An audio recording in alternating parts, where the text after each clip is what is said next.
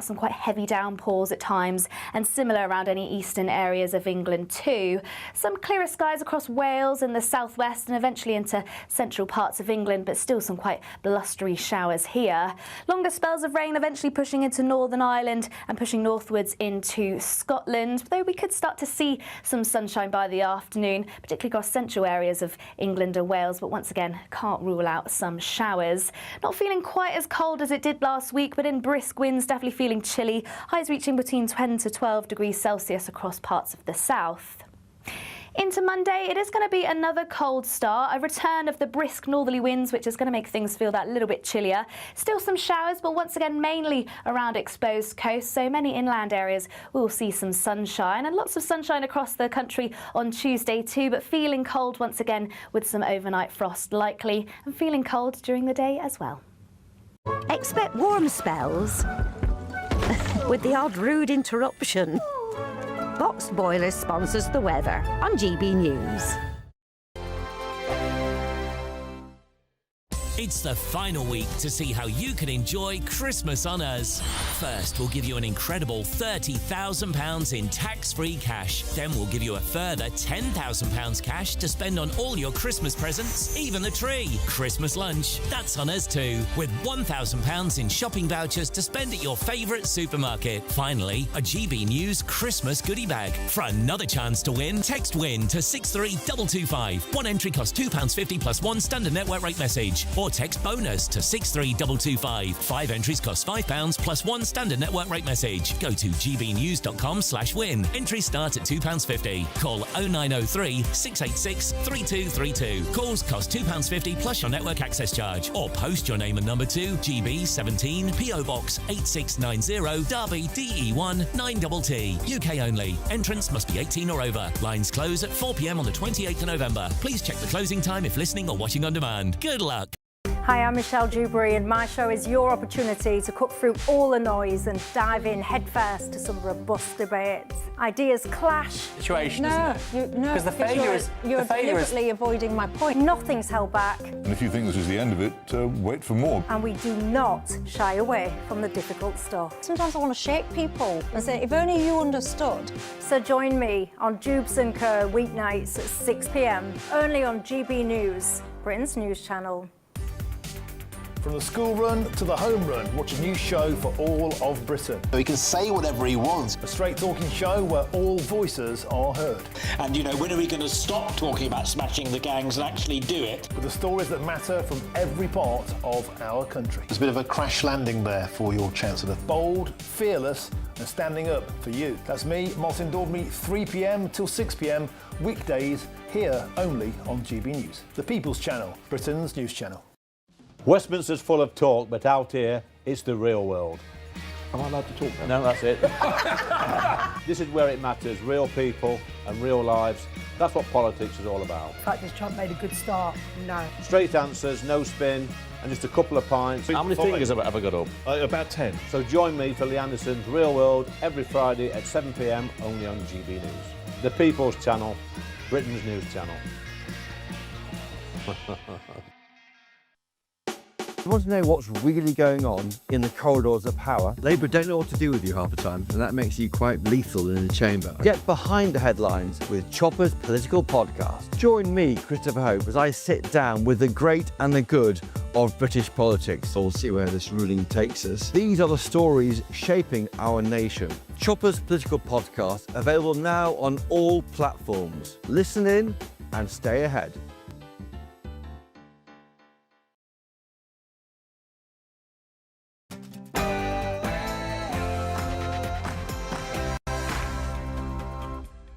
Good evening, it's 9 o'clock. I'm Alex Armstrong. Tonight, an Afghan illegal migrant has admitted to raping a 12-year-old girl.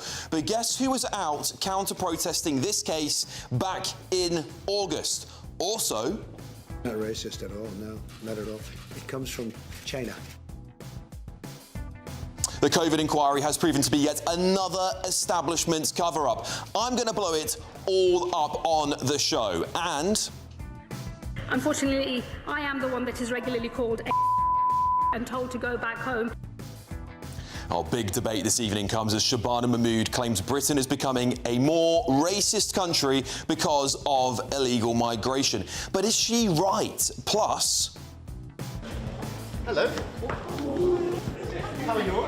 Very good to see you. Never hear, Keir, or stumbling Starmer. The Prime Minister has now flown 70% of the way, get this, to the moon, as his jet setting never seems to end. What on earth is he running away from? Also...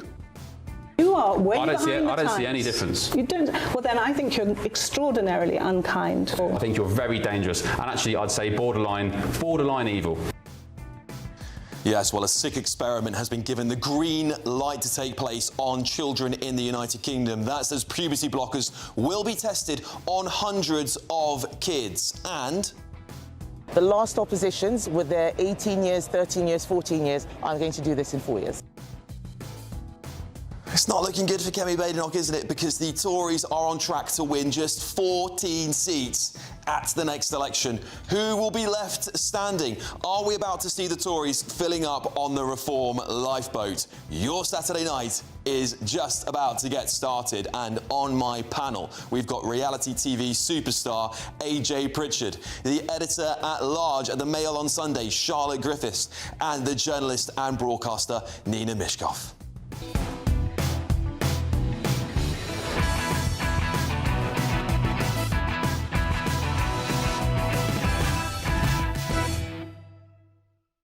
Yes, what a lineup we've got for you tonight. A huge 2 hours. But first, let's get your news with the brilliant Bethany Elsey.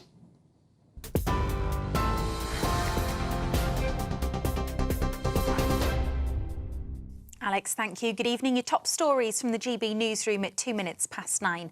Sir Keir Starmer has held phone calls with Volodymyr Zelensky and Donald Trump to discuss the US peace plan for Ukraine. At the G20 summit in South Africa, the Prime Minister and 12 other world leaders agreed that the 28-point proposal needs more work. Discussions are expected to continue in Switzerland tomorrow. The plans would see Vladimir Putin walk away with full ownership over the Donbass regions of Donetsk and Luhansk, as well as Crimea. Donald Trump has given Volodymyr Zelensky until Thursday to decide whether to approve the plans or risk losing weapons and intelligence. The Prime Minister says Ukraine should have the final say. One of the elements in the 28-point plan is the security guarantee from the US, an Article 5 guarantee. That's about the strongest guarantee that can be put forward. And so that fortifies in me the belief that what we're all trying to achieve here is a just and lasting peace, but it'll only be just and lasting if there are security guarantees and if we bear in mind that matters for Ukraine are always to be determined by Ukraine. Leaders of the COP30 climate summit in Brazil have approved a so-called compromise deal. The agreement will boost finance for poorer nations coping with the effects of global warming, but it fails to mention any plan to move away from the fossil fuels driving it. Talks had been deadlocked on the issue and dragged on hours over the summit was supposed to end. The EU reluctantly accepted the plans, but called it far from ideal. At least 90 people have been arrested at a Palestine Action protest in central London. Around 100 people turned out for the demonstration and were met by several hundred police officers. Meanwhile, in Gaza, at least 20 people have been killed in Israeli airstrikes and more than 80 are injured. That's despite a ceasefire supposedly still in place. The owner of the Daily Mail is in talks to buy the Daily Telegraph and its Sunday sister title for £500 million. The Daily Mail and General Trust says it has entered exclusive negotiations with Redbird IMI to finalise the terms of the transaction. Redbird Capital's own bid for control of the Telegraph collapsed last week. The deal needs to be signed off by Culture Secretary Lisa Nandy. And a historic defeat in Perth as Australia have beaten England by 8 wickets in the first Ashes test. England captain Ben Stokes admitted he was left shell-shocked after Australia crushed his side in just 2 days. That's the fastest Ashes defeat in over 100 years. You're up to date. More for you at 10 o'clock. For all the latest from GB News whilst you're on the go, get the GB News app. Scan the QR code now to download or visit gbnews.com/app.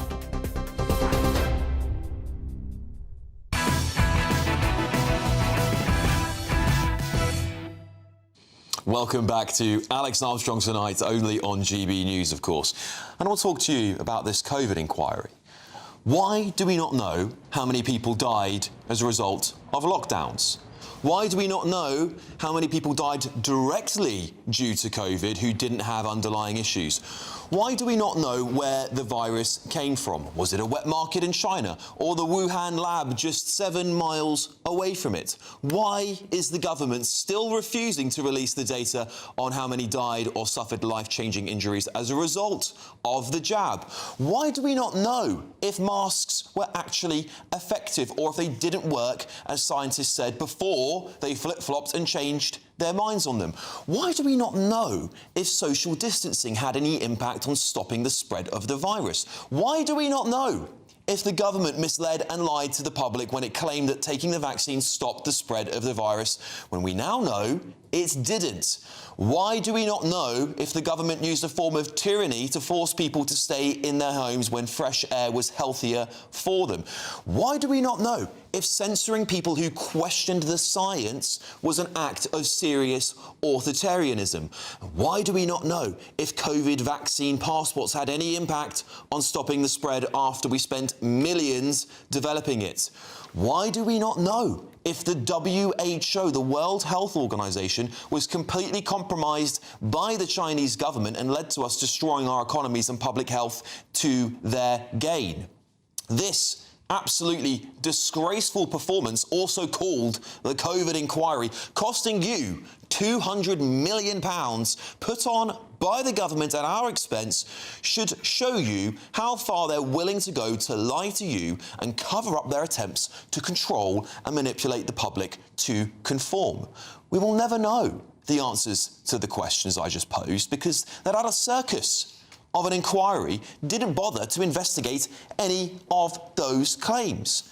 Instead, it decided to ensure it used debunked data, by the way, to reinforce the same establishment line about locking down earlier and harder. They didn't properly hold Chris Whitty and Patrick Vallance accountable, men who have now been knighted, by the way, because they simply took them at their word and instead decided to point the finger at politicians who, unironically, were following the science and the advice of those men. This inquiry should expose to you how far our unelected establishment are willing to go to cover up their own corruption and failures. This was not an act of transparency, it was a cover-up of a litany of failures conducted and organised by the bureaucrats who, as we know, actually run Britain.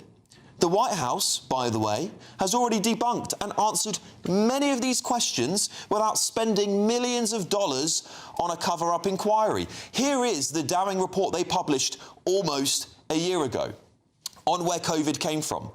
Yet they boldly even go on to say this, by the way, things we already know: a lab-related incident involving gain-of-function research is the most likely origin of COVID-19. The virus possesses a biological characteristic that is not found in nature.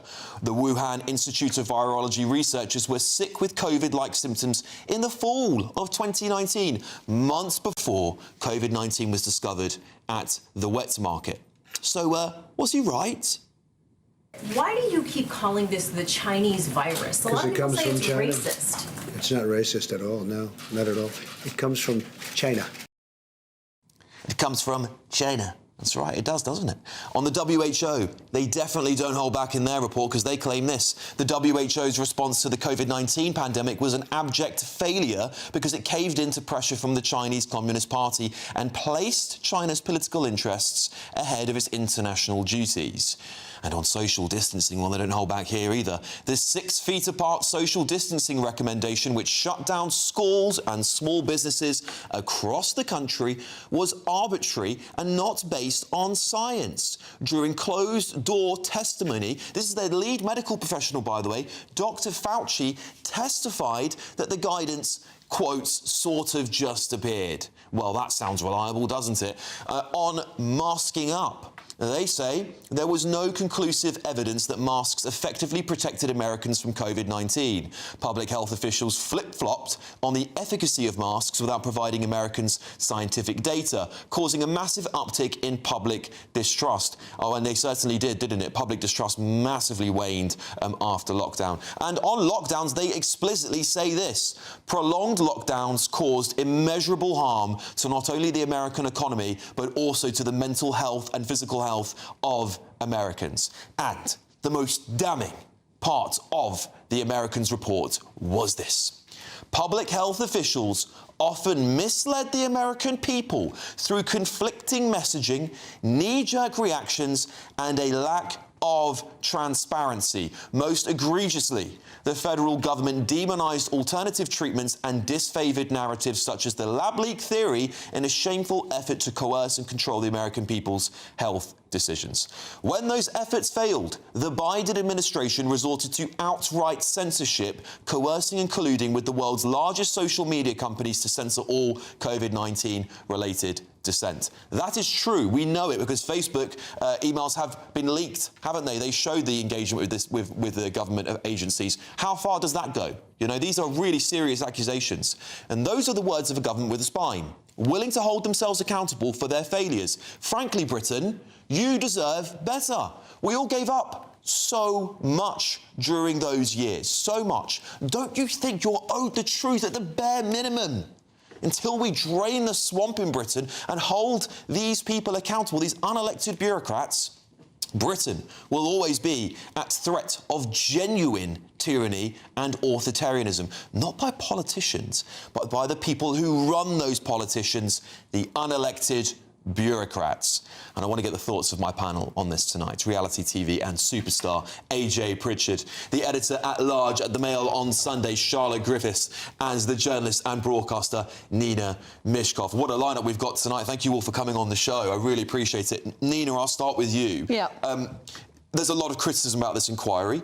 I'm glad we did something, but the outcome of it, so many questions I have there, and you know, many people who write it have these questions too. Why didn't we answer them?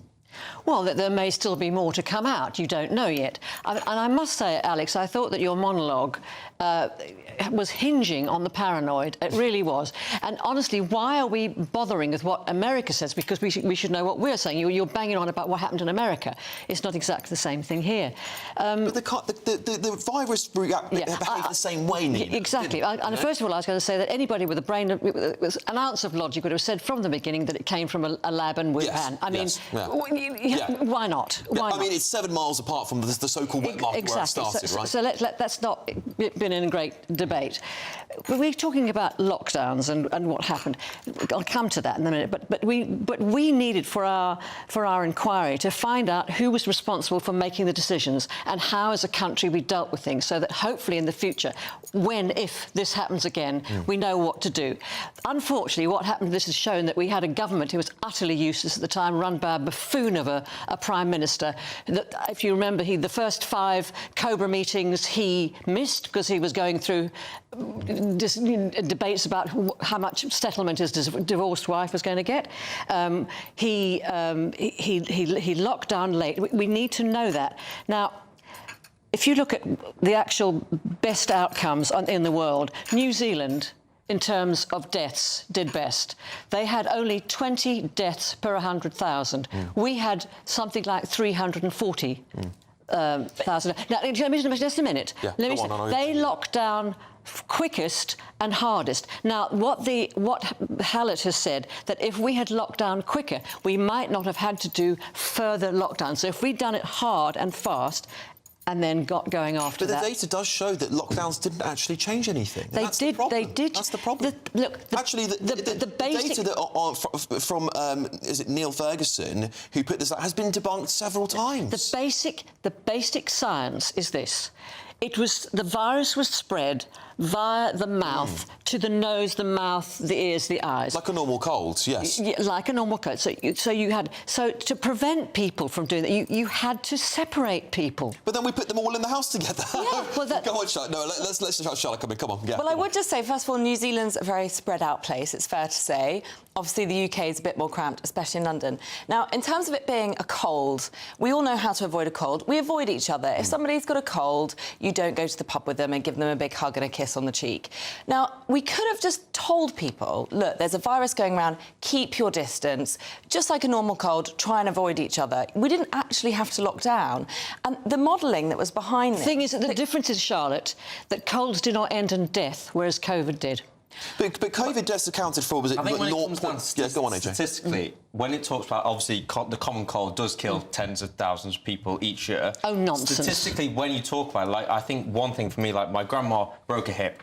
She was in hospital from Friday to Sunday. The reason why she died is because they put her in a room with a person with COVID, and then that's kind of deaths. Statistically, her death was wrote down as COVID. Yes. Like, she broke a hip. She was 93 years old. She had dementia.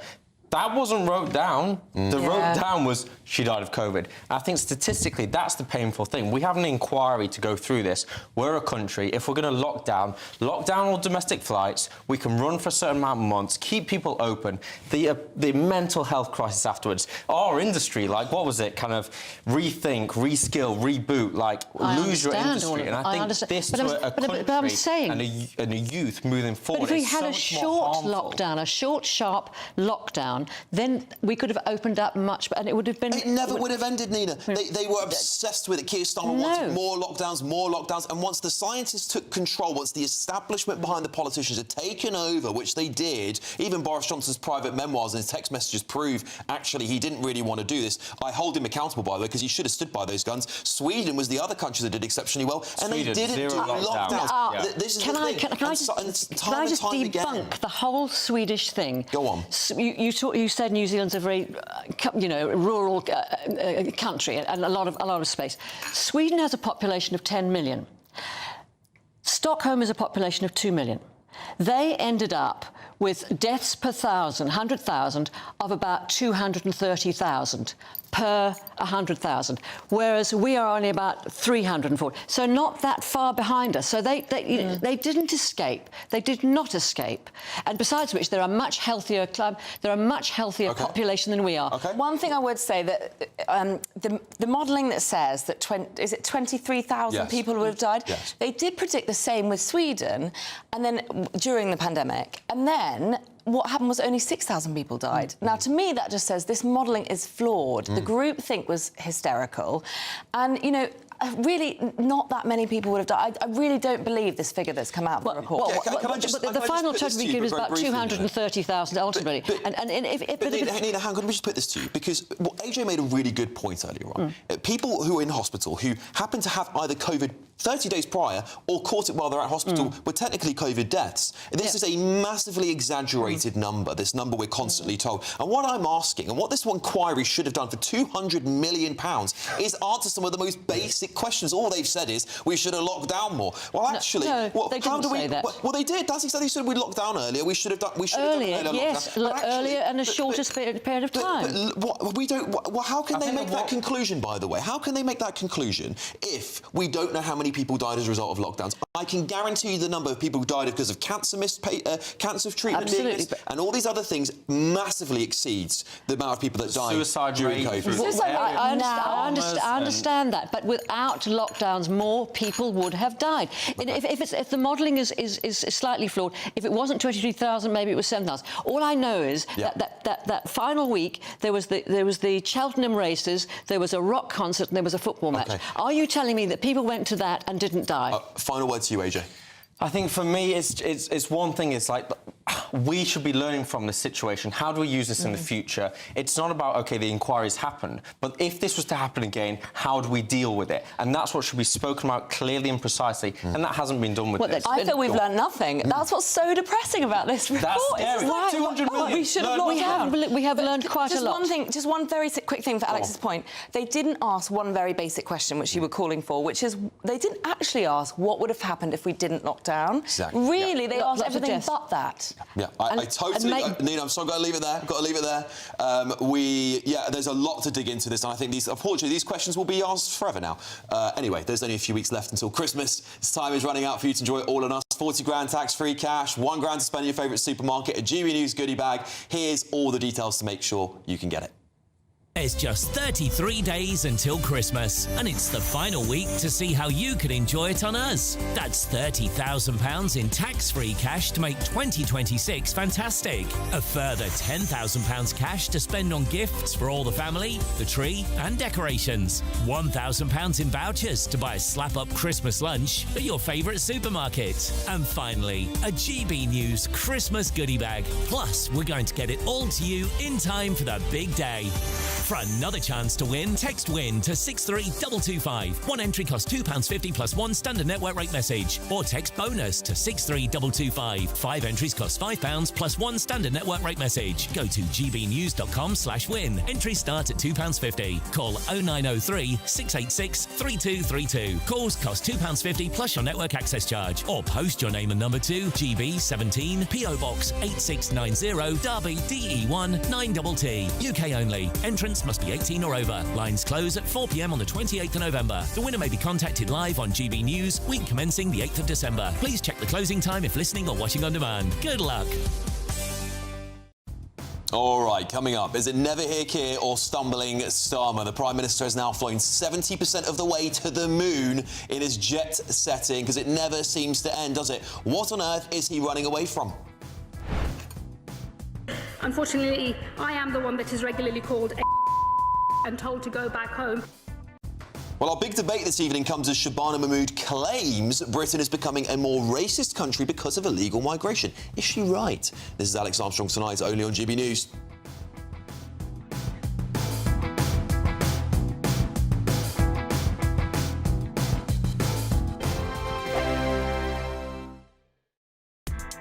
Join me, Nana Akweer, for an informative, interactive news programme with a difference.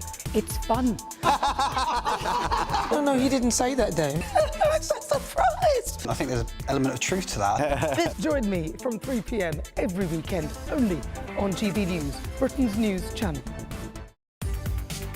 From the school run to the home run, watch a new show for all of Britain. He can say whatever he wants. A straight-talking show where all voices are heard. And, you know, when are we going to stop talking about smashing the gangs and actually do it? With the stories that matter from every part of our country. There's a bit of a crash landing there for your Chancellor. Bold, fearless and standing up for you. That's me, Martin Dordme, 3 p.m. till 6 p.m. weekdays, here only on GB News. The People's Channel, Britain's news channel. Westminster's full of talk, but out here, it's the real world. Am I allowed to talk now? No, that's it. This is where it matters, real people and real lives. That's what politics is all about. In fact, has Trump made a good start? No. Straight answers, no spin, and just a couple of pints. How many fingers have I ever got up? About 10. So join me for Lee Anderson's Real World every Friday at 7 p.m. only on GB News. The People's Channel, Britain's news channel. You want to know what's really going on in the corridors of power? Labour don't know what to do with you half the time, and that makes you quite lethal in the chamber. Get behind the headlines with Chopper's political podcast. Join me, Christopher Hope, as I sit down with the great and the good of British politics. We'll see where this ruling takes us. These are the stories shaping our nation. Chopper's political podcast, available now on all platforms. Listen in and stay ahead. In the GB Newsroom, we bring you the news as it happens. With our team of dedicated journalists across the UK, we're ready to keep you up to date with what's happening every half an hour, every single day. Bulletins here on GB News. The People's Channel, Britain's news channel. Mornings don't have to be tiresome, especially if you have the right company. Wake up to news as it happens, opinion and debate, and of course, a little bit of entertainment too. Because when the kettle's on, we're on. That's Breakfast on GB News, a show worth waking up for. Every morning from 6 a.m. Only on the People's Channel, Britain's news channel. We'll spread the news, you spread the word. Britain was once the envy of the world. But look around. A nation that no longer knows what it is or where it's going. A country that's broken. How do we fix Britain? How do we bring it back? Friday night with Matt Goodwin at 8 p.m. Only on GB News.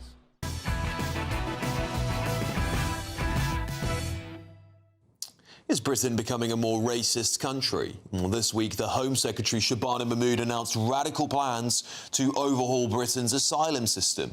Whilst taking questions from MPs, she was repeatedly accused of peddling far-right lines by the Liberal Democrats and Greens. You can't make it up, can you? In response, she spoke very candidly about her own experiences of racism as an ethnic minority Briton.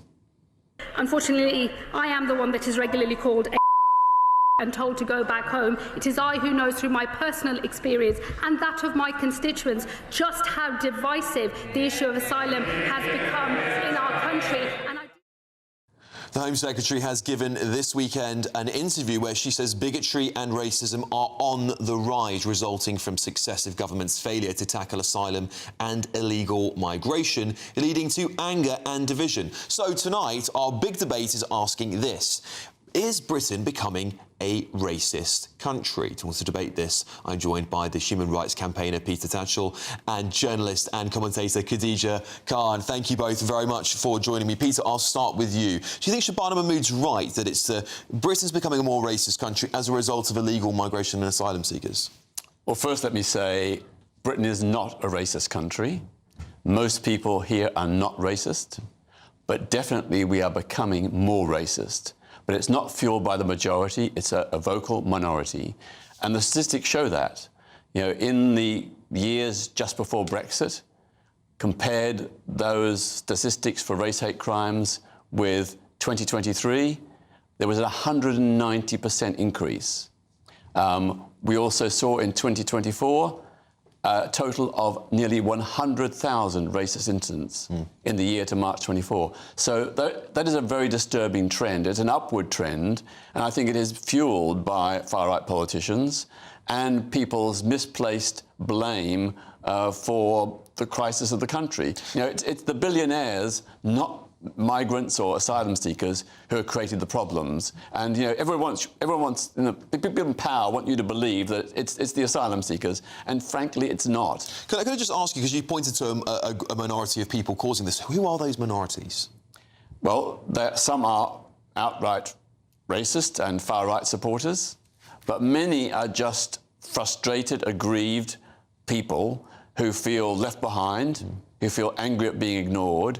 And sadly, they have mistakenly chosen to deflect their anger onto a scapegoated target, asylum seekers and refugees. The vast majority of asylum seekers and refugees are not criminals. They haven't committed crimes. They want to work. They want to pay tax and national insurance. They want to contribute to the economy, but the problem is the government won't let them. We have these asylum hotels and people living on meagre benefits at taxpayers' expense because the government won't allow people to work. If they were able to work, they would contribute to the economy, pay tax, pay national insurance, and we could keep track of them because through their employers, we would know where they are. OK. Khadija, I'll bring you into those comments. I agree on this point that Britain is not a racist country. However, we need to understand this thing that British society is a human society, and it is not an exception to the rule that no human society is flawless. We have problems, and I think what distinguishes Britain from other countries or from other societies that we have this courage to call out racism wherever it manifests itself. However, when you say that racism is increasing in this country because liberal-leaning people, including the British politicians, they have ignored this program and this problem of illegal immigration that just mentioned by the Home Secretary, Shabana Mahmood. I think it seems to imply that whosoever raises concerns about illegal immigration is somehow racist. And I think this is a problematic way to approach this issue. We know that there are problems. It's not to say that all illegal immigrants are criminals, but there are issues. There are people who are without any vetting process. They are entering this country, and there are people who are on the receiving end. The few people who are criminal, but those people who are on the receiving end, I think we need to understand that they are the victims, and there is a problem, and we need to address this issue. I would say the criticism of Shabana Mahmood could be, in the right direction if she kept it, limited to the liberal left, because when will we, call out the racism and bigotry within the ranks of liberals? Since these policies, since these plans have been announced, we see that the Home Secretary Shabana Mahmood has been subjected to unprecedented level of racism. And this is not coming from any far right, from any right-wing person. It's coming from those liberals who cannot allow anybody to have a different opinion from them. OK, Khadija, I'll leave it there. Peter, what do you say to that? Because Khadija's got a point. There are people who have been very intolerant. And I think one of the things that bothers me, and I take your point, Khadija, is that for a long time, people haven't been able to express we had Conservative government after Conservative government saying they're going to lower migration. It went up. And people seem to say, I actually just want this to be peacefully resolved. But are they just not getting fed up now? And, these calls of people who are far right, who are just saying that, actually, I want people who are a different culture to me. I don't think all cultures are equal, by the way. I think there are certain groups that are more likely to commit heinous crimes against women in this country. That's surely not racist to say that's just purely facts. Well, first of all, Shabana Mahmood, she used to condemn the very policy she's now espousing. That's true. In fact, she implied they were racist, but she's now voicing those same policies. So there's incredible hypocrisy there. But if the government really wants to tackle things, the way to tackle the small boats is by setting up in France asylum assessment centres where people who wish to seek asylum can be assessed, and if they have found to have a good case, they can come here. But all those who are not found to have a good case get blocked. And if they come here, they get immediately deported. That would be an appropriate way. The problem is genuine refugees have no lawful, legal, safe way of getting here. The government... They will now, won't they? They have announced legal routes. What are the legal routes? Well, I don't know what they are, but the Home Secretary has announced that there will be, right? I would say that these smears are unwarranted, which are directed at Shabana Mahmood, that she's voicing any far-right or right-wing narrative. There is a problem. She's acknowledging the problem. And I think, thankfully, we have some politician who is saying that this problem does exist and this needs addressing.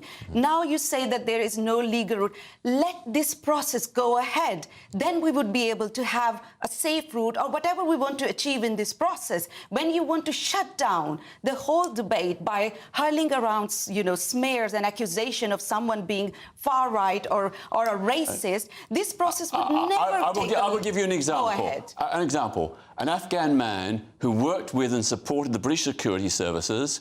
The government refused him asylum. He was, as a result, captured by the Taliban, gang raped and tortured for days and weeks.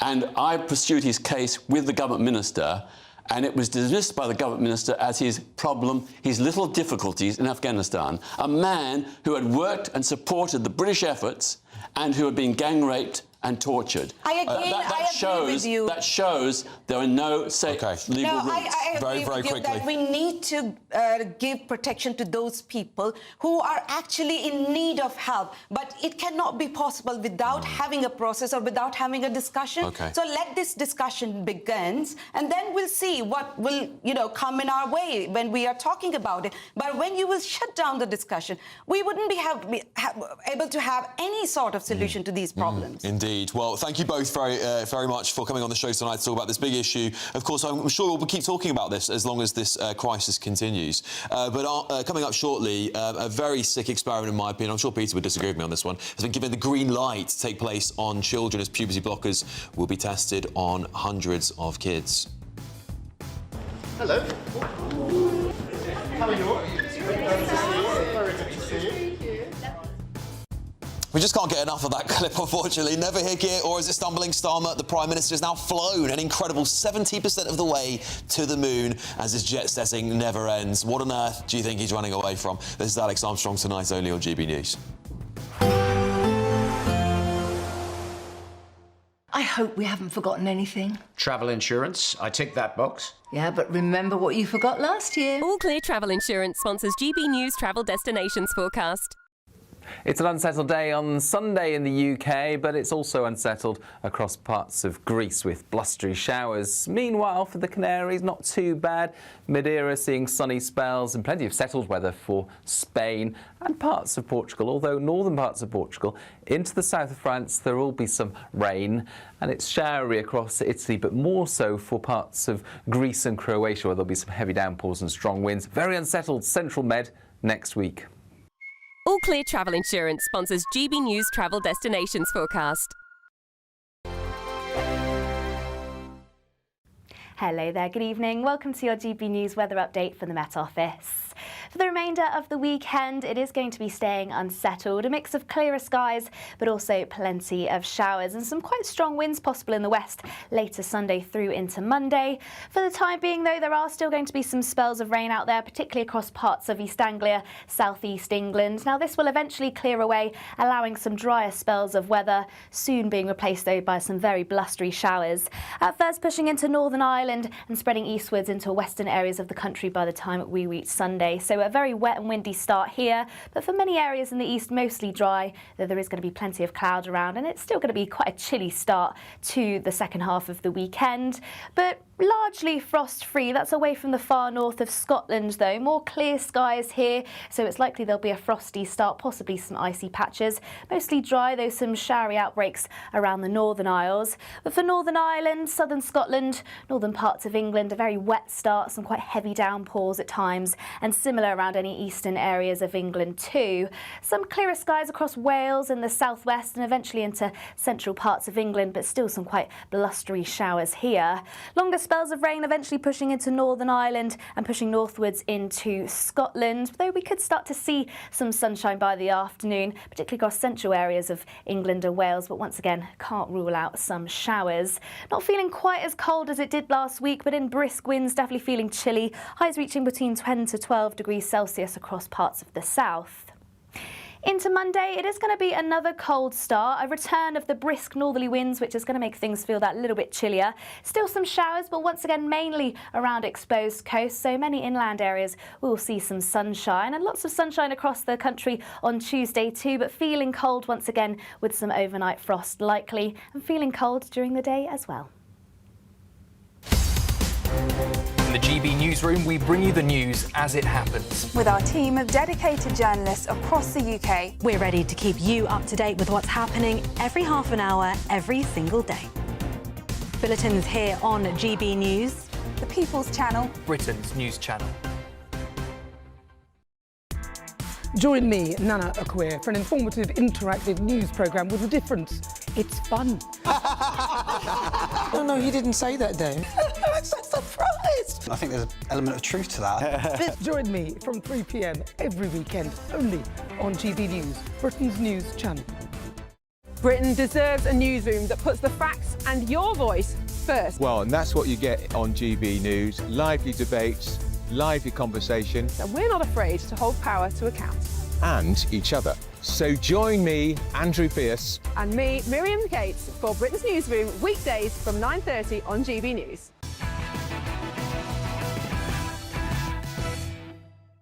Welcome back to the show, everybody, and donning the new nickname Never Hear Keir, the Prime Minister has headed off to South Africa for the G20 summit, and that's as it's revealed that since taking office, the Prime Minister has clocked up a whopping 255,000 kilometres of international travel, enough to circle the globe 6 times, and that adds up to approximately 70% of the way to the moon. I know NASA are looking for astronauts. Perhaps you can sign up.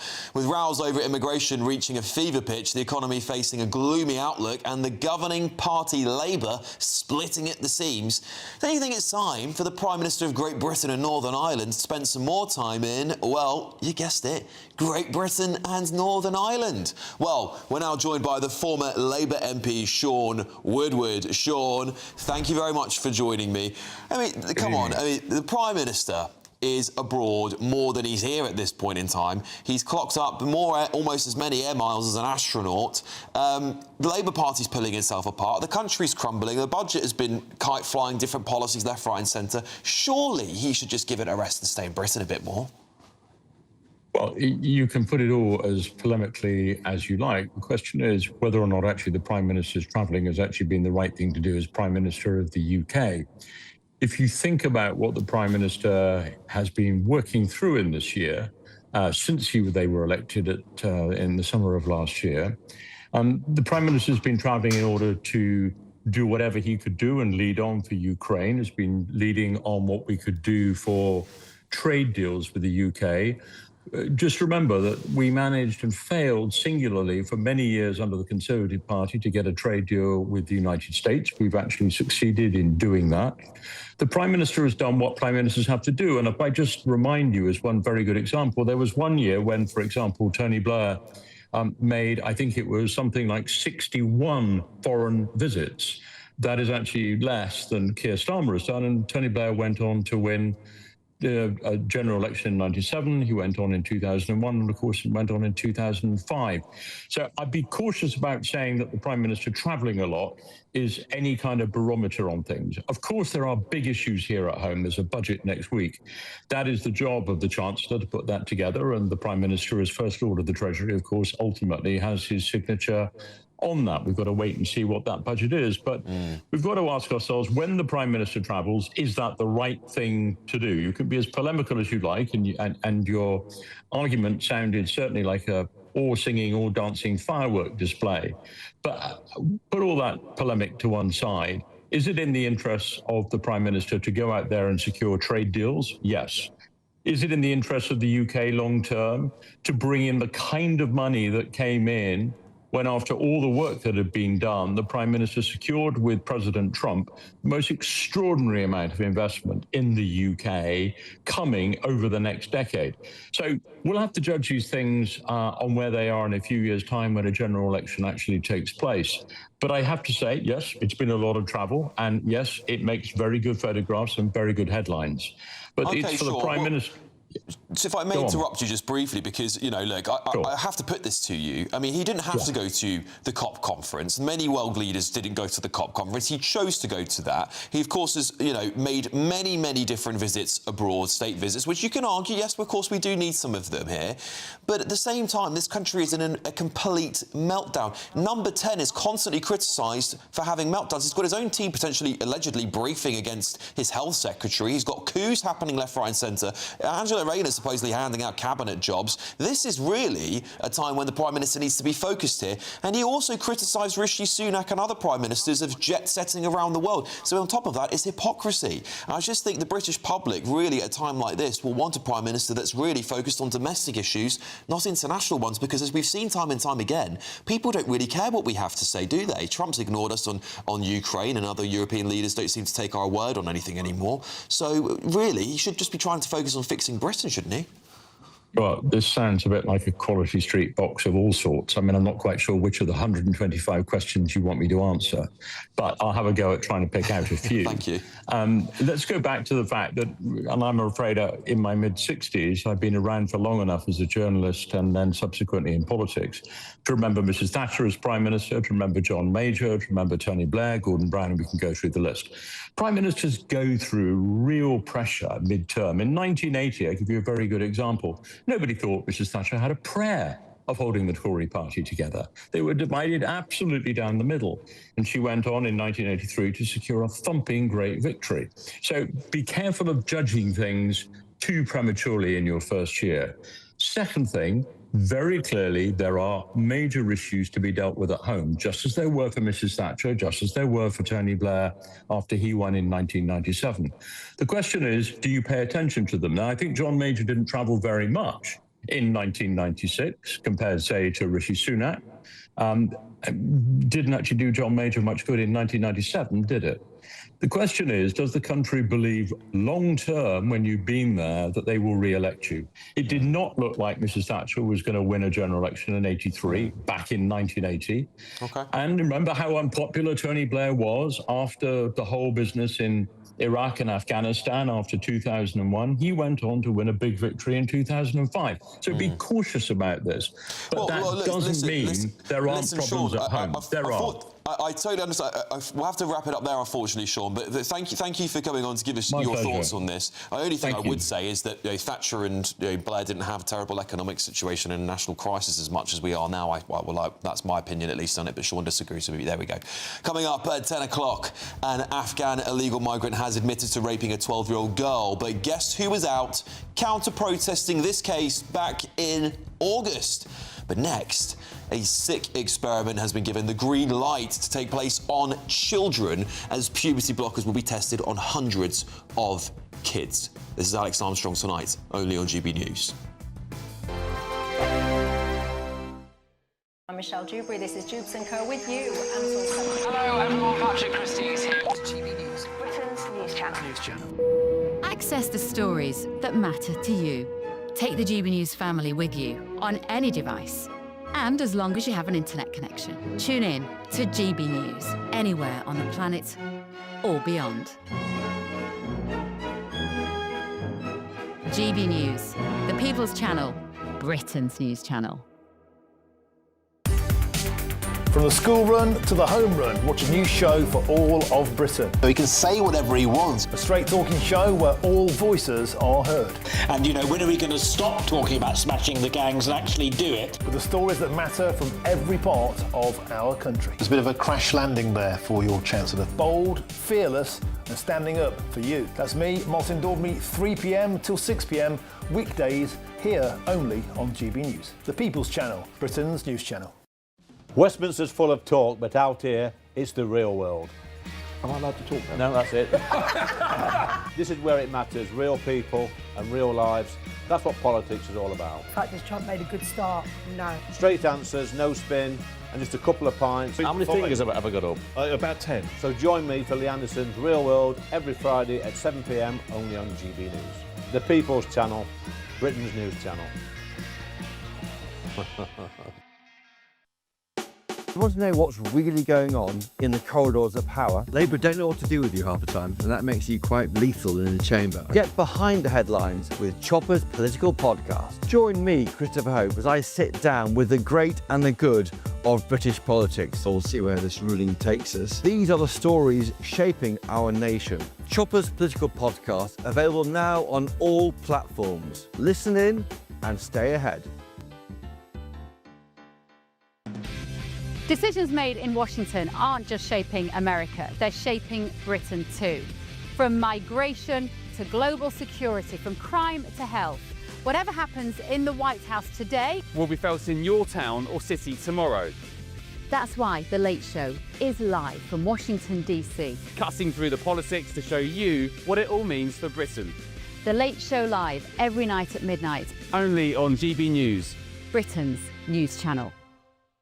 Hi, I'm Michelle Dewberry and my show is your opportunity to cut through all the noise and dive in headfirst to some robust debates. Ideas clash. Situation, no, isn't it? Because the failure is... You're deliberately avoiding my point. Nothing's held back. And if you think this is the end of it, wait for more. And we do not shy away from the difficult stuff. Sometimes I want to shake people and say, if only you understood. So join me on Jubes & Co weeknights at 6 p.m, only on GB News, Britain's news channel. Britain's economy is at a crossroads. And this budget day, every decision counts. From taxes and rent to the cost of living. Whatever the outcome, the GB News family will be there. With expert analysis, breaking down what it means for you. Budget day, all day Wednesday. Only here on the People's Channel. Britain's news channel.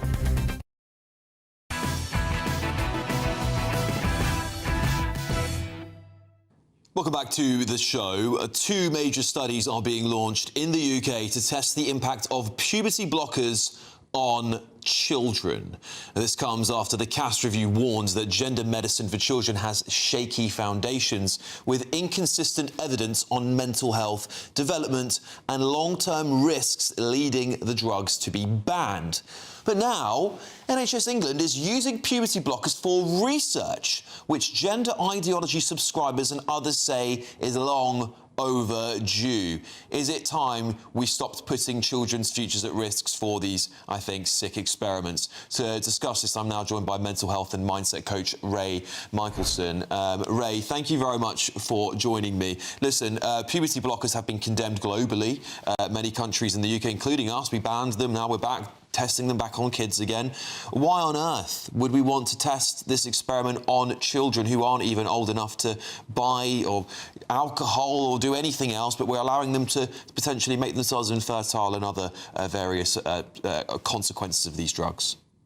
I think a lot of it is to do with the whole processing itself. I mean, I've been doing a lot of research on social media today, and it is a mixed bag on social media. And for the most part, quite a few people are supporting it in the respect of, if you take out the hormonal aspect of a child when they're going through, like, effectively starting puberty, it gives them the chance to explore fully whether or not they actually do want to be the gender they were born as, or if they feel they are born in the wrong gendered body, then it gives them that chance to explore that and come to terms with the whole process. And if they decide then that they do need to be the gender that they were born, as opposed to the gender they feel they are, they can then reduce the blockers and become, say, for example, if they were born in a male body, and they decide they are male, it then gives them that chance. Whereas if they are female born in a male body and they don't get the hormone blockers, the testosterone and everything will start kicking in, and it is a lot harder process after that. I understand there are side effects, but there are side effects with all drugs. And it is one of those things. Is that not an argument to just not ban the practice? Surely by the age of 18 they can then make that decision. By the 18, it's often too late. They've gone through the majority of puberty. They have the hair, they have if it's a male, they have the testosterone. If it's female, they have the estrogen. It's a lot harder process later on in life. I have friends who have done it in their 20s, and they said they wish they'd had it a lot sooner. In fact, they were begging for it sooner, and they weren't allowed to get it for obvious reasons because it was banned. So children know their bodies. Unfortunately, people think that a lot of children don't get the credit they deserve. I work quite heavily with children in a lot of aspects, not surrounding transgender, I hasten to add, but 5-6-year-olds are coming forward and saying, "Mummy, I don't feel right in my body. I don't feel like I'm a boy. I feel like I'm a girl." And it's not a phase. It's not something they're going to grow out of. It genuinely is how they are born, unfortunately, or fortunately. All right, Ray, we're going to have to leave it there. We're unfortunately out of time. Thank you very much for coming and sharing your perspective on this story with me, Ray Michelson there. Thank you. I mean, I did have someone write into me earlier on, said that their child, autistic child, thought they were in the wrong body. It turned out actually they were just bisexual in the end. And that is the fear of this, isn't it? Very, very, very worrying stuff. All right, coming up next. The last oppositions with their 18 years, 13 years, 14 years, I'm going to do this in 4 years. Yeah, we'll be talking about in the next hour that the Tories are on track to win just 14 seats at the general election. Who will be left standing? Who are going to be the winners and losers? Are we about to see the Tories filling up the Reform lifeboat? But coming up directly next, an Afghan illegal migrant has admitted to raping a 12-year-old girl. But guess who was out, discussing people out, counter-protesting this case back in August? I will be going through this really harrowing story, so buckle up. This is Alex Armstrong Tonight, only on GB News. Let's get your weather first.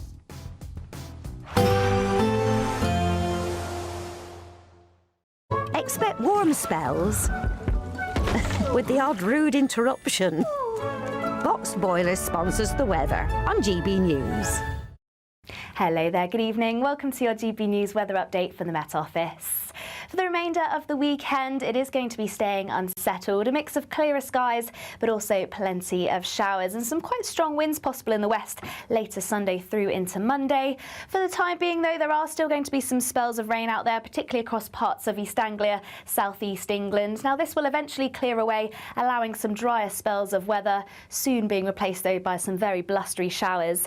At first, pushing into Northern Ireland and spreading eastwards into western areas of the country by the time we reach Sunday. So a very wet and windy start here, but for many areas in the east, mostly dry, though there is going to be plenty of cloud around, and it's still going to be quite a chilly start to the second half of the weekend.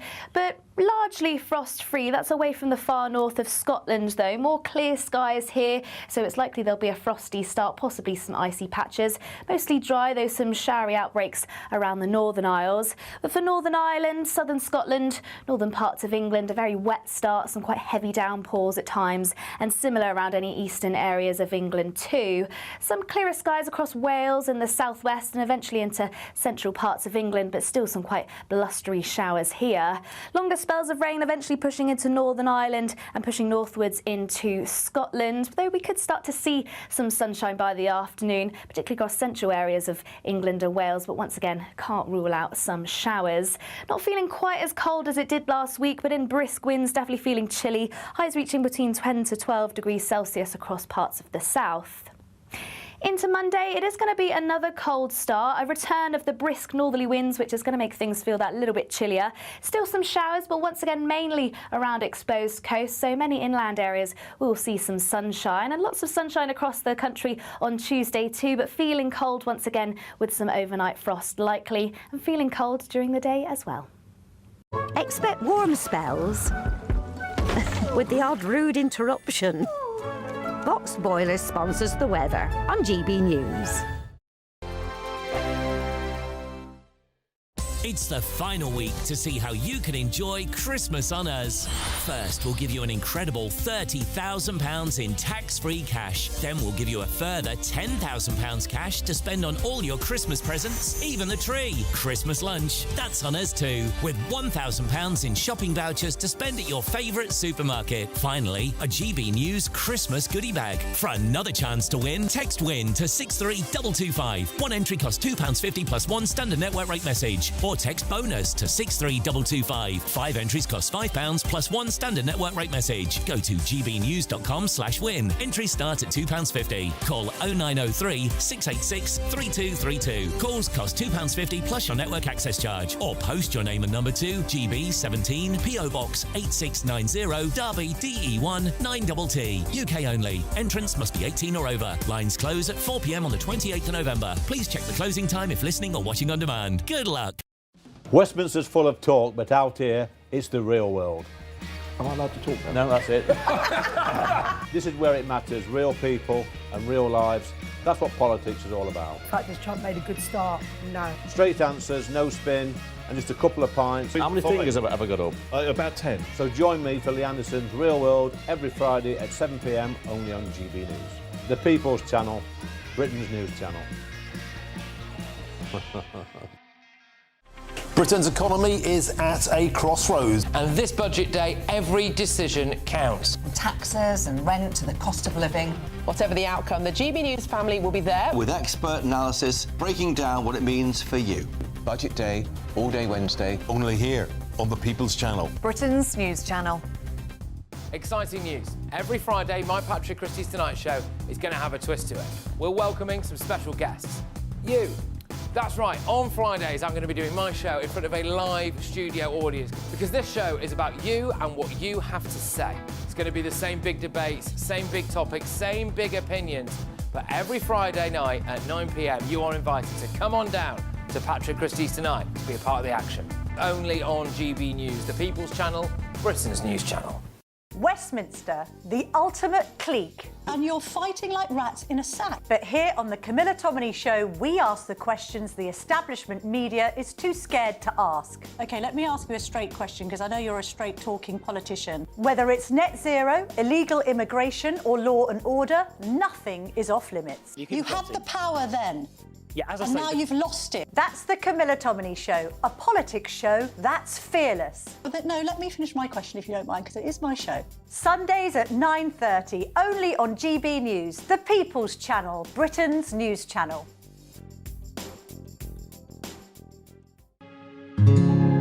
We love Great Britain. We love its history, its culture and its tradition, and that's why we're so proud to be part of GB News. You look genuinely emotional. Oh, come here. GB News does pay attention to those who are ignored by the mainstream media. The majority of this country whose forefathers fought and died to maintain liberty, to fight for freedom of speech. The rule of law, the rights of property and democracy. This is the heritage that our country should be so proud of.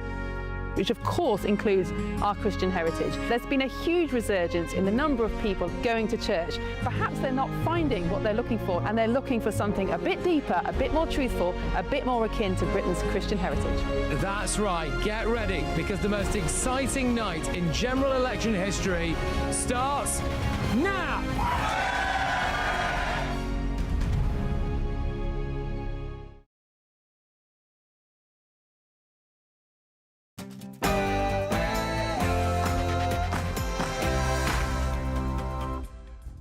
It's 10 o'clock. I'm Alex Armstrong. Tonight, an Afghan illegal migrant has admitted to raping a 12-year-old girl.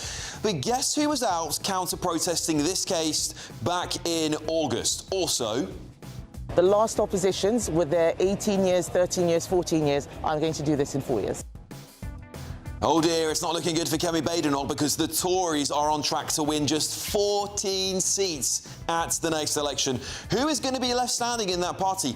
Are we about to see Tories filling up the reform lifeboat? And unfortunately, I am the one that is regularly called and told to go back home. yes, our big debate this evening comes as Shabana Mahmood claims Britain is becoming a more racist country because of illegal migration. Is she right? Plus, what we're all trying to achieve here is a just and lasting peace. yes, tomorrow's papers are hot off the press at 10:30 p.m. Are we on the verge of an end to the war in Ukraine? And on my panel tonight, we've got reality TV superstar AJ Pritchard, the editor-at-large at the Mail on Sunday, Charlotte Griffiths, and the journalist and broadcaster, Nina Mishkov.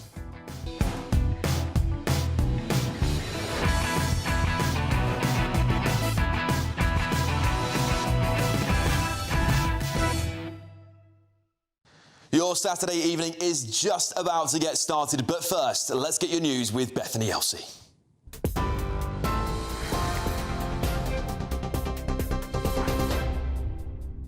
Alex, thank you. Good evening. Your top stories from the GB newsroom at 10:01. The Prime Minister says the King's brother should share any information he has about the convicted sex offender Jeffrey Epstein with US authorities. Sir Keir Starmer added that while the decision lies with Andrew Mountbatten Windsor, his position is if he has relevant information, he should be prepared to share it. The former Duke of York is under pressure to share what he knew about Epstein with the US Congressional Committee, which is investigating the scale of Epstein's offences and who else was involved. Sir Keir Starmer has held phone calls with Volodymyr Zelensky and Donald Trump to discuss the US peace plan for Ukraine. At the G20 summit in South Africa, the Prime Minister and 12 other world leaders agreed that the 28-point proposal needs more work. Discussions are expected to continue in Switzerland tomorrow. The plans would see Vladimir Putin walk away with a full ownership over the Donbass regions of Donetsk and Luhansk.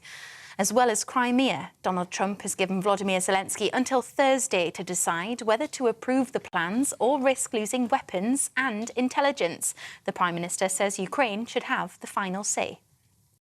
One of the elements in the 28-point plan is the security guarantee from the US, an Article 5 guarantee. That's about the strongest guarantee that can be put forward.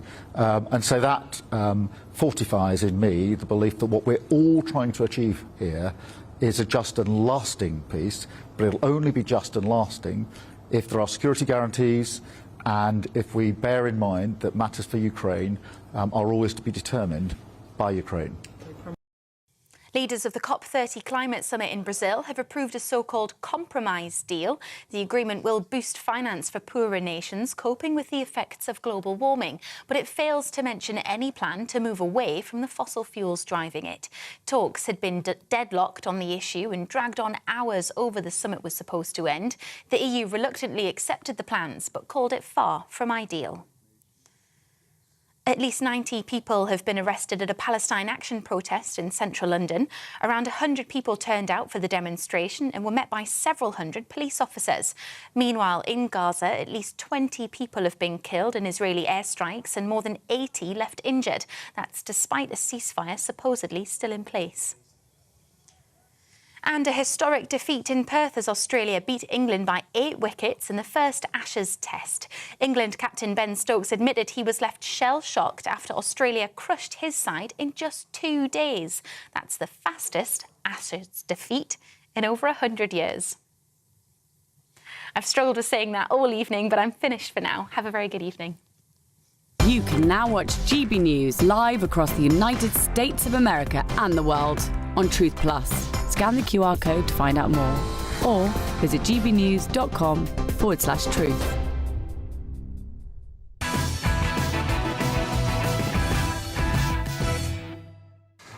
Welcome to the show, everybody. A harrowing story for you. An Afghan national living in Britain illegally has admitted to raping a 12-year-old girl. Ahmad Mulalkil confessed in Warwick Crown Court that he raped a young child, a little girl, on a summer evening in July. A 12-year-old, barely old enough to navigate the complexities of secondary school, lured away, assaulted in the shadows of Cheverell Street between 8:30 and 9:45 at night. Mulalkil, 23, of no fixed abode, pleaded guilty to 1 count of oral rape on a child under 13. He still denies the charge of abduction, 3 other rapes and 2 more sexual assaults. Now, here's where the real outrage boils over, because this story didn't just break yesterday because the plea did. It erupted months ago, igniting protests in Nuneaton and fury across Warwickshire because the police, yes, Warwickshire police, tried to smother the details under a blanket of national guidance. No mention of ethnicity, no whisper of immigration status, and of course, Reform UK's Nigel Farage called it a cover-up. And I think he's right. The police defended it as a policy, but let's just call it what it is. It's a deliberate veil, shielding the system's failures from the disinfectant of accountability. Only after the backlash, after the College of Policing rewrote the rules under pressure from the Home Secretary, did the full, filthy truth trickle out. But even worse yet, protests by real local people, concerned people in Nuneaton and its surrounding areas, was met with a counter-protest. A counter-protest. Stand Up to Racism fanatics, probably bussed in as they usually are, showed up to counter-protest angry local people who were obviously and fairly outraged at the rape of a 12-year-old little girl. Just let that sink in for a second. In fact, you know what? I'll say it again. Stand Up to Racism protesters counter-protested local people who are angry at the rape of a 12-year-old girl. Do I need to say anything about the kind of sick individual you'd have to be to attend that rally? Really? I mean, come on. Mulalkil, who has of course, admitted now to the rape of a 12-year-old, is, well, words I actually can't use to describe him, frankly, because I can't say them out loud on national television. And sadly, as you all know too well at home, this is not an isolated case. A Daily Mail investigation has coughed up some devastating statistics. They claim at least 312 asylum seekers in hotels have been charged with 708 offences over 3 years, including 18 charged with rape, 5 with attempted rape, and 35 with sexual assault. Over 50 of these crimes involves charges where asylum seekers were living in hotels. Several minors involved as well in some cases. And it's not just illegal migrants, is it? 1 in 5 child sex offence convictions involve foreign nationals. Data shared with GB News has revealed this. Despite making up just 11% of the population in England and Wales, foreign nationals were massively overrepresented in data obtained from the Ministry of Justice by Rupert Lowe's rape gang inquiry through a Freedom of Information request. Now, a 12-year-old girl now is in specialist care. Her life probably destroyed forever, while we foot the bill for custody trials, endless appeals that clog our courts. When is our government going to do something? When are they going to act? Spineless, weak and pathetic excuse of a political class has completely forgotten why government and they exist in the first place: to protect the British public. It is the first law of government. In my opinion, only mass deportations will end this cycle of rape and abuse, because I simply don't think any of them currently have the balls to do that. I think they're going to get to it when it's far too late. And this isn't an isolated case, as I said before. Many of them are still sitting in court, and we will always reveal them here on GB News because we think you deserve to hear the truth. I'll get the thoughts of my panel on this very important topic. Reality TV star AJ Pritchard's here, the editor-at-large at the Mail on Sunday, Charlotte Griffiths, is joining me, and the journalist and broadcaster Nina Mishkov is also here to talk about this. Charlotte, I'll start with you. I think the problem, the really thing that enraged me reading this story, of course, I'm becoming desensitised to hearing these headlines, unfortunately. I really am. And many people at home are too. It's harrowing. But when I see that people go and counter-protest this, that really is what gets me, Charlotte, because I think we can all be outraged at these things. And, of course, we've got the rape gang epidemic in the UK we've still yet to tackle. But we see people counter-protesting stuff like this. It drives me mad. It drives me... It's so shameless. It drives me mad as well. The idea that they can compartmentalise the fact that there's a 12-year-old girl, and this is what I found in a few conversations I've had with, I suppose I'd say lefties, really, recently, is they can compartmentalise the sexual abuse stuff, and they're entirely obsessed and focused on migrants and the, you know, demonising the right wing because they're anti-migrant, but that's not the case. It's just sensible to acknowledge that child safety is being put before political sensitivity. It's just, it blows my mind how they were able to just kind of put the 12-year-old girl thing to one side and attend that counter-protest. Yeah, it's really shocking to me that people... That's not the first thing that runs through their head. There's a little girl here, and actually people will be outraged, and local people will, of course, want to protest this. We've seen this time and time again, AJ. The Bell Hotel in Epping, where, of course, there's lots of allegations of people being bussed in. We've seen them all leave at a train station afterwards, some cases. These stand-up to racism protesters and other groups, of course, not just that group. What do you think is causing this backlash to local people who are just, I think, fairly protesting what would be a harrowing case in any local community? I think when you see the local people, and it is families, especially this protest we saw here, it's upsetting to see the counter-protest on one part, but as you said, it's kind of like how a family of the community has been ripped apart here in this brutal attack on their freedom. It feels like you should be able to walk out on your street, should be able to feel safe, and I feel like that's the one thing that's really upsetting. It's this fear, this kind of each day it seems to be getting worse and worse. And I think when it comes down to Nuneaton and Warwickshire and this national guidance, I don't know how the police themselves have allowed themselves... I know they're being paid to do a job and stay there, but actually not releasing the information is what has caused this to just bubble up until it becomes a powder cake. Yeah, we have contacted Warwickshire Police, of course, about this topic, but they haven't got back to us yet. We will bring that to the audience, of course, as and when we get it. Nina, a part of what we were talking about there with AJ is that the police don't release this information. And, of course, many people will call that a cover-up. And why this is so triggering to many people is that we've seen the Pakistani rape gang cover-up in this country, which is a massive, massive, massive national scandal that's been going on for 30-plus years now. People are worried that the government are proactively, and authorities are proactively trying to censor the amount of information they receive. Do you think the police should have released that information a bit earlier to at least have given people the information they deserve? Firstly, before I answer that, I want to say how dreadful that attack on that young girl is. Indeed, it will have blighted her life. Yes. And as you say, torn apart her family. And there is just no justification for anybody trying to say anything other than that. That is just appalling.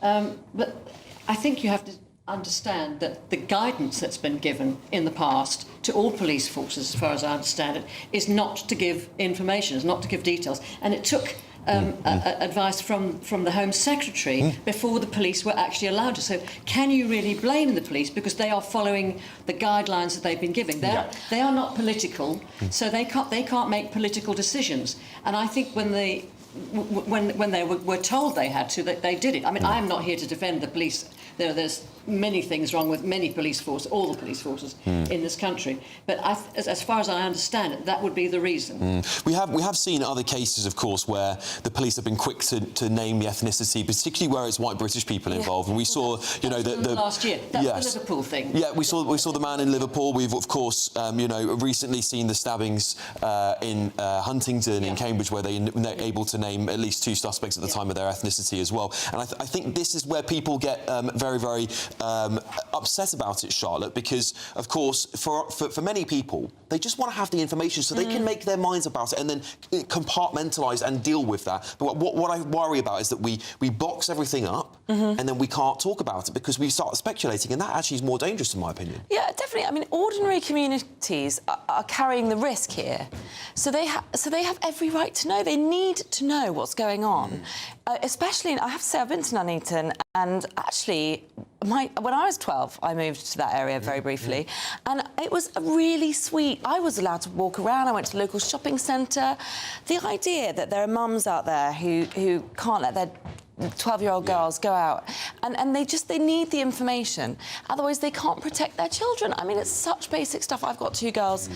I would never, ever allow this to happen to one of my girls. I just couldn't bear it, and I just need information. I'm a mum. I need information. What do I need to be wary of? Now, you can't take that away from parents in this country. Yeah, I certainly agree. And AJ, again, I think that, again, the government here is behind the times. And I'm not just talking about the Labour government here. I put this on the Tories as well. And parties of all colours have, unfortunately, failed the British public, failed to listen, failed to act. The fact that what outrages people, I think, and I'm sure my viewers will hold me accountable if I'm wrong about this, but what outrages me the most is that there are people in this country that shouldn't be here, that have come into the country illegally, and it's not necessarily about their ethnicity or their race, it's the fact they shouldn't be here in the first place. And we have a problem in this country with rape and sexual assault, and we should be dealing with it. They are people that are in this country that are our problem, white British people included, right? We should be allowed to say that, and we can say that. But when it comes to illegal migrants, people are just fed up that these people are here in the first place, and if they weren't here, they wouldn't be committing the crime. I think you kind of see this a lot on social media, and maybe not so much on mainstream media, is it seems to be a joke. It seems to be like, if there's a sexual assault, if someone was to slap someone's arse, on that's a crime, it's a sexual crime, but it seems to be a joke to these illegal immigrants on a certain minority. I'm not saying this to everybody. I don't want to coat that as some people are here for the right reasons and some are here for the wrong reasons. But when you see it done in this kind of manner, it's so much more upsetting. And coming back to the case in hand, it's horrific. It is 100% so upsetting. The thing is, they've only started releasing ethnicity of alleged perpetrators since Southport, since they realised what happened with Southport, because they gave no information, and then social media exacerbated the whole situation. And I think that's the problem. You mentioned social media. Social media has a lot to answer for, really. I mean, and you also mentioned we have our own problems here. There are 500,000 children, they estimate, in this country who are sexually abused every year in the home. Yes. In the home, by people they know. Yes. And the trouble is, this case is dreadful, and there are other dreadful cases. But by concentrating on these individual cases, what we are not dealing with and attacking is the bigger problem, quite frankly, of the number of rapes in this country, full stop, the fact that fewer than 4% of them are ever charged, or indeed come to court. But the thing is, we're not. But the thing is, because we concentrate on that, we don't. And the incidence of rape and sexual assault is increasing at the moment. It is indeed. I think we should be talking about that. Well, I think we should. But the problem, statistically, it's upsetting. Like seeing obviously. In 2024, it was like 22% sexual assaults of foreign nationals. That's an increase of 62% from 2021. Like it's where it's going. I think it's upsetting. But that, as I say, is as a smaller problem to the larger problem we have domestically. Right, but Nina, my point I was going to make is this, is that for a long time, and we saw this with the rape gangs, it was covered up. We even have an example of someone's ethnicity being Tipp-Exed out because the police didn't want to be accused of racism. Quite dreadful. This is insane, an insane situation. But we don't, hopefully we don't have that anymore. Why do you think it is that we stand up to racism people counter-protesting these cases? Why do they go out and do that? I can only imagine that they are protesting against the fact that the contents or the people who are living in the hotels are all being tarred with the same brush, and they can't be and they shouldn't be, because these are specific examples of individuals who, whatever nationality they were, whatever country they were living in, would be criminals, would be vile perpetrators of sexual abuse. So you have to remember. But I just want to point out to you that 2/5 of the people who were arrested during the Southport riots, protecting their women and children, quite rightly, protesting against our girls' schemes, they had 2/5 of them had been already charged with domestic abuse. Sure, I'm not defending those people, by the way. But that's complete hypocrisy, because you're saying my girls, my daughters, blah, blah, blah, and yet get them back home and they're beating them up. Well, yeah, I'll give you the final word on this, Charlotte. Again, I think the British public are really very, very frustrated about this. Shabana Mahmood's made comments saying that we're becoming more racist as a result of illegal migration. I think she has got a bit of a point about that, by the way. I think that the failure to deal with this issue is going to make people point at the ethnicity of these men who are mostly coming from countries that are culturally dissimilar to us. I do think there's an issue there. What do you think we need to do now? I actually think the issue there, I think Mahmood's right, but I think it's a systemic issue that starts from the top, because they never explain placement decisions, and people are losing faith in the system. There's not enough clarity. So then people, they don't know where to turn, they're confused, they're angry, and they do blame the ethnicity.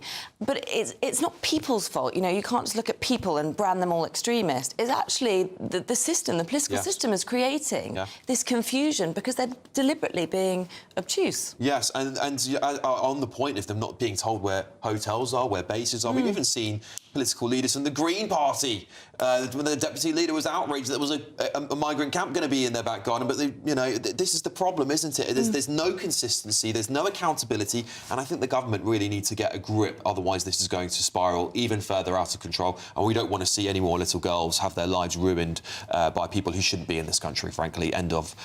Anyway, a bit of a U-turn, a handbrake here, because there's only a few weeks left until Christmas, and time's running out for you to enjoy All on Us. 40 grand tax-free cash, £1 grand to spend on your favourite supermarket, and a GB News goodie bag. Here's all the details you need to make it yours. There's just 33 days until Christmas, and it's the final week to see how you can enjoy it on us. That's £30,000 in tax-free cash to make 2026 fantastic. A further £10,000 cash to spend on gifts for all the family, the tree and decorations. £1,000 in vouchers to buy a slap-up Christmas lunch at your favourite supermarket. And finally, a GB News Christmas goodie bag. Plus, we're going to get it all to you in time for the big day. For another chance to win, text WIN to 63225. One entry costs £2.50 plus one standard network rate message. Or text BONUS to 63225. 5 entries cost £5 plus one standard network rate message. Go to gbnews.com/win. Entries start at £2.50. Call 0903 686 3232. Calls cost £2.50 plus your network access charge. Or post your name and number to GB17 PO Box 8690 Derby DE1 9TT. UK only. Entrance must be 18 or over. Lines close at 4 p.m. on the 28th of November. The winner may be contacted live on GB News, week commencing the 8th of December. Please check the closing time if listening or watching on demand. Good luck. Good luck, everybody. Well, coming up, tomorrow's front pages at 10:30 p.m. with sharp panel reaction, including...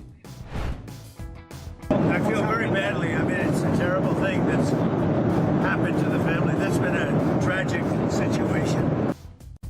Well, the former Prince Andrew is back in the headlines. But next, the Tories are on track to win just 14 seats at the next election, according to a poll. Who will be left standing in the Tory party? Are we about to see Tories filling up the reform lifeboat? That's next.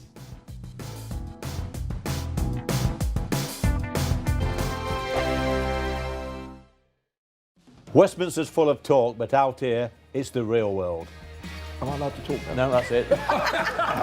This is where it matters, real people and real lives. That's what politics is all about. The fact has Trump made a good start? No. Straight answers, no spin, and just a couple of pints. How many fingers have I got up? About 10. So join me for Lee Anderson's Real World every Friday at 7 p.m. only on GB News. The People's Channel, Britain's news channel. This is GB News, Britain's news channel. Feet earlier this year as part of the first group to trek the same route as Lawrence of Arabia. A former Special Forces officer, Howard Leedham, followed in Lawrence's footsteps across Saudi Arabia and Jordan in a 25-day journey. And I'm very happy to say he joins us now. Howard, thank you very much for coming to see us. Thank you for having me on. Now, talk us about what you're putting on, having completed that remarkable trek. Well, we did the trek in January and February, and I was odd enough to lead a team of Special Forces Club members to do the entire route that Lawrence did in 1917. 685 miles, 1,100 kilometres, took us 25 days. We started off with 5 riders, 4 riders made it. And the last 9 days we spent in Jordan. And one of the things that in Saudi, we would basically follow Lawrence's route from water to water and go to the same wells that he had gone, because that's what they had to do, as they worked their way around the Nefed desert. And then, obviously, when they came in towards Aqaba, because the guns in Aqaba all faced towards the sea, yeah. so they had to cross the uncrossable desert to get into the back of Aqaba. And when you come into Jordan, what strikes you is, because of the topography and because of the way that the history is so well recorded in that area, is that you can basically follow almost a precise route that he followed, and basically sleep in the same places that he slept. So you can really feel what they were doing and how they tactically moved down in order to take the port of Aqaba. GB News, the People's Channel. You want to know what's really going on in the corridors of power? Labour don't know what to do with you half the time, and that makes you quite lethal in the chamber. Get behind the headlines with Chopper's Political Podcast. Join me, Christopher Hope, as I sit down with the great and the good of British politics. We'll see where this ruling takes us. These are the stories shaping our nation. Chopper's Political Podcast, available now on all platforms. Listen in and stay ahead.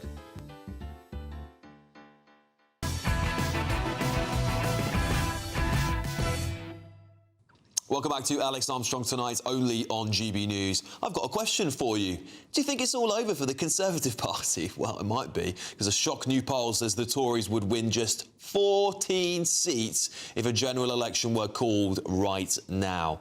According to The Telegraph, some Tory insiders think the party is in danger of being consigned to the history books. The poll has found Reform winning a 46-seat majority. That's pretty whopping for a party with only a few MPs right now. Well, I'm joined by Julian Galley, who's the head of research at the polling firm Merlin Strategy. Thank you very much for joining me, Julian. Tell us more about this poll. What should we read into it? How much of it is hyperbolic? And do you think the Tories are finished? Well, so this poll is particularly bad for the Conservatives, but what we've seen in polling across all MRPs, whether that's this one from Stack or whether it's from YouGov, is that the Conservatives are performing particularly badly. So in this one, they've only got 14 seats. In YouGov's, they had 45 seats. But either of those put them into the 4th, 5th or 6th biggest party in the Commons, well away from being an opposition party and even further away from being in government. Yes, well, this is the thing, isn't it? I mean, Kemi Badenoch, obviously, we were all talking for a few weeks about this massive poll boost, essentially, she was going to have from this policies that they launched at the Conservative Party, including scrapping some home taxes, but it doesn't seem to have materialised into anything. Is the fault here the leader? Is that they need a more punchy leader? Well, I think that's the conclusion many are definitely having. And we saw from the Green Party when they got Zach Polanski, who is just a punchier leader, who does more media, who's more provocative on social media, who's on podcasts, who's on TV a lot. the Greens have had a poll boost because of that. And actually what the Conservatives have been criticised for, especially in the last year, is maybe being a bit too quiet and leaving a vacuum for Reform and Nigel Farage, who are very glad to fill in that position on the centre-right. Yeah, indeed, Julian. Of course, we look back at Nigel Farage because he was a Tory for a very long time, wasn't he? And he was effectively claimed he was practically shunned out of the party. Do you think they're going to live to regret that mistake? Do you think the Reform is going to eat the Tories for dinner? Well, I think the Conservatives have had a Nigel Farage issue for most part of a decade, and they've not quite figured out a way to consign him to history. And what we've seen with Reform is a bigger threat than UKIP ever were, even to David Cameron, or the Brexit Party were to Boris Johnson, because they're now consistently polling ahead. They've been polling ahead for over 150 consecutive opinion polls and more than 6 months now. So what Reform are doing is actually not just proving a threat to the Conservatives and potentially costing the Conservatives a government. They are now in place to have a government. As we saw from this poll, they've got a big majority or a medium-sized majority and are looking on course to win the next election. Yeah, indeed. Julian, is there any indication on which Tories might lose their seats as a result of a poll like this one materialising itself, and who might be the big hitters that should be worried? Well, with this poll, almost every Conservative loses their seat. Chris Philp and Kemi Badenoch would be the only frontbenchers remaining, and we see the Conservative heartlands in the South East would be all but gone. Katie Lamb would lose her seat in Kent. Robert Jenrick would lose his seat in Newark. So there's many who would be very worried from this poll, and they would be worried about the polling in general because they can see there's a large way to go for the Conservatives to even consider being in government, and that's ultimately what these MPs want. They don't want to be opposition MPs, they don't want to be backbench MPs, they want to be in government, making an impact, making a difference. So I think these Conservatives will be looking at the polls and will be very worried. Julian, do you think it's just the fault of having a punchy leader, perhaps? Because, of course, Labour is suffering as well. We've seen Polanski even shooting over Labour's heads recently. Is it just the fault of these weaker, potentially, or hypothetically speaking, weaker leaders that's causing a collapse in their vote? Or is it just the fact that the public no longer trust the established parties? What are we looking at here? I think the public are punishing the established parties for poor delivery whilst in government. I think Kemi would have had a very difficult job for the public to listen to a leader after they've had 14 years and have failed to deliver. The segment that you were talking about earlier with immigration and asylum seekers, the Conservatives are not trusted on that issue. And actually one place where there is a little bit of hope for the Conservatives is the economy.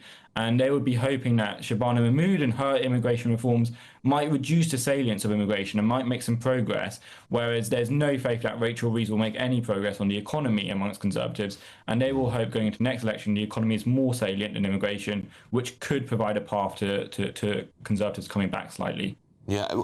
Julian, does the public trust the Tories with the economy, given, the disaster we're currently seeing through? I mean, the Tories are partially responsible, at least for, I'm not saying they're wholly responsible for the mess Labour's got us into, but is there still indication that the Tories are seen as a trusted party on that? I think they are more trusted than other parties. So YouGov have Conservatives above Reform and Labour on managing the economy. And we see in focus groups a lot that people still look back to figures like George Osborne, who was seen as competent and maybe a more sort of technocratic figure who they could really trust was actually knows what they're doing, whereas Rachel Reeves is not seen in that same light, and actually Reform might have a struggle with the economy. They've tried to rectify it with speeches on the economy, but they're not quite trusted as the Conservatives are. Indeed. Julian Gawley, thank you very much for joining me, head of research at the polling firm Merlin Strategy. Well, coming up, we've got all of tomorrow's front pages hot off the press with full panel reaction, including... I feel very badly. I mean, it's a terrible thing that's happened to the family. That's been a tragic situation. Well, the Prime Minister has made a rare intervention and has called on former Prince Andrew Mountbatten Windsor now to share any information he has about Jeffrey Epstein with US authorities. But will he? I've got an expert who knows more than anybody about this topic. Charlotte Griffiths is joining me next. And if he won't, what will happen? This is Alex Armstrong Tonight, only on GB News. Ready to soak up that holiday sunshine? Won't we need some cover? No worries. All sorted. All Clear Travel Insurance sponsors GB News Travel Destinations Forecast. It's an unsettled day on Sunday in the UK, but it's also unsettled across parts of Greece with blustery showers. Meanwhile, for the Canaries, not too bad. Madeira seeing sunny spells and plenty of settled weather for Spain and parts of Portugal, although northern parts of Portugal into the south of France there will be some rain, and it's showery across Italy, but more so for parts of Greece and Croatia, where there'll be some heavy downpours and strong winds. Very unsettled Central Med next week. All Clear Travel Insurance sponsors GB News Travel Destinations Forecast. Hello there, good evening. Welcome to your GB News weather update from the Met Office. For the remainder of the weekend, it is going to be staying unsettled. A mix of clearer skies, but also plenty of showers and some quite strong winds possible in the west later Sunday through into Monday. For the time being, though, there are still going to be some spells of rain out there, particularly across parts of East Anglia, southeast England. Now, this will eventually clear away, allowing some drier spells of weather, soon being replaced, though, by some very blustery showers. At first, pushing into Northern Ireland and spreading eastwards into western areas of the country by the time we reach Sunday. So a very wet and windy start here, but for many areas in the east, mostly dry, though there is going to be plenty of cloud around, and it's still going to be quite a chilly start to the second half of the weekend. But largely frost-free. That's away from the far north of Scotland, though. More clear skies here, so it's likely there'll be a frosty start, possibly some icy patches. Mostly dry, though some showery outbreaks around the Northern Isles. But for Northern Ireland, southern Scotland, northern parts of England, a very wet start, some quite heavy downpours at times, and similar around any eastern areas of England too. Some clearer skies across Wales and the southwest and eventually into central parts of England, but still some quite blustery showers here. Longer spells of rain eventually pushing into Northern Ireland and pushing northwards into Scotland, though we could start to see some sunshine by the afternoon, particularly across central areas of England and Wales, but once again can't rule out some showers. Not feeling quite as cold as it did last week, but in brisk winds, definitely feeling chilly, highs reaching between 10 to 12 degrees Celsius across parts of the south. Into Monday, it is going to be another cold start, a return of the brisk northerly winds, which is going to make things feel that little bit chillier. Still some showers, but once again mainly around exposed coasts, so many inland areas will see some sunshine, and lots of sunshine across the country on Tuesday too, but feeling cold once again with some overnight frost likely, and feeling cold during the day as well. Decisions made in Washington aren't just shaping America, they're shaping Britain too. From migration to global security, from crime to health. Whatever happens in the White House today will be felt in your town or city tomorrow. That's why The Late Show is live from Washington, D.C. Cutting through the politics to show you what it all means for Britain. The Late Show live every night at midnight. Only on GB News, Britain's news channel. Westminster's full of talk, but out here, it's the real world. Am I allowed to talk now? No, that's it. This is where it matters, real people and real lives. That's what politics is all about. The fact is Trump made a good start, no. Straight answers, no spin, and just a couple of pints. How many fingers have I got up? About 10. So join me for Lee Anderson's Real World every Friday at 7 p.m. only on GB News. The People's Channel, Britain's news channel.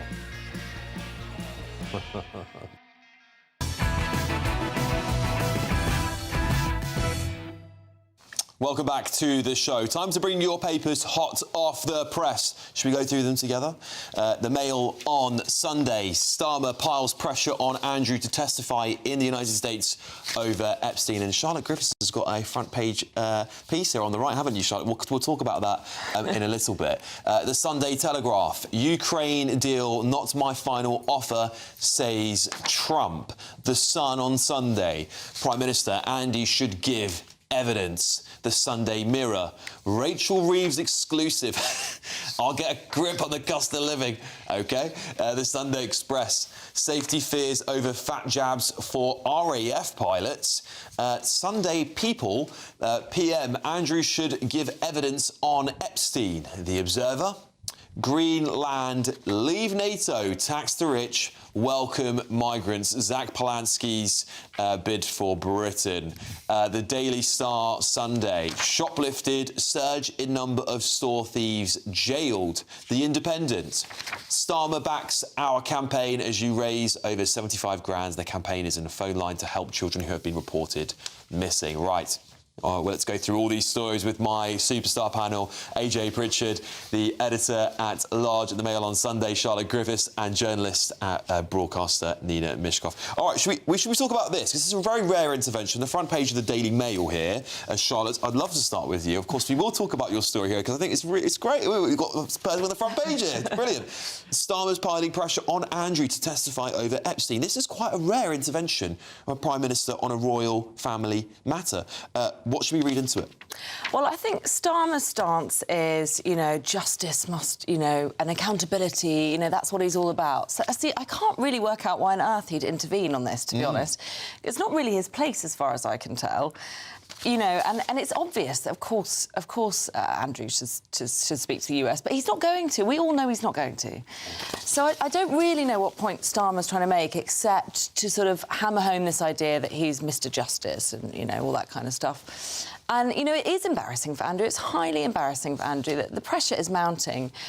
However, I just don't see him getting on a plane and going over to the US, do you? No, Nina, what incentive would he have to do it at this point? I mean, he's been stripped of everything important to him, so what more incentives can we... Absolutely, and I think it's actually unprecedented that a Prime Minister, a politician, would make any kind of statement about the conduct of the royal family, other than, to stand up in Parliament and say, for instance, that Diane and Charles were going to be divorced. I mean, that was as close as John Major did that. So there's as far I'm trying to remember, I can't think there's any topic where they've intervened publicly. At least. Yes, behind the scenes. We of course remember Tony Blair with Diana and the Queen. That was at least an alleged that Blair was put pressure on the royal family at the time, but that was never a public spat. But is there a thought that he would do it on Zoom? I mean, seriously. No, you're right. I didn't think about that. Because the things he could be once they've got him over there, they could arrest him. They could. Couldn't they? They could indeed. Yeah, I mean, they could do that. Even still now, we'd still be able to deport him to America with our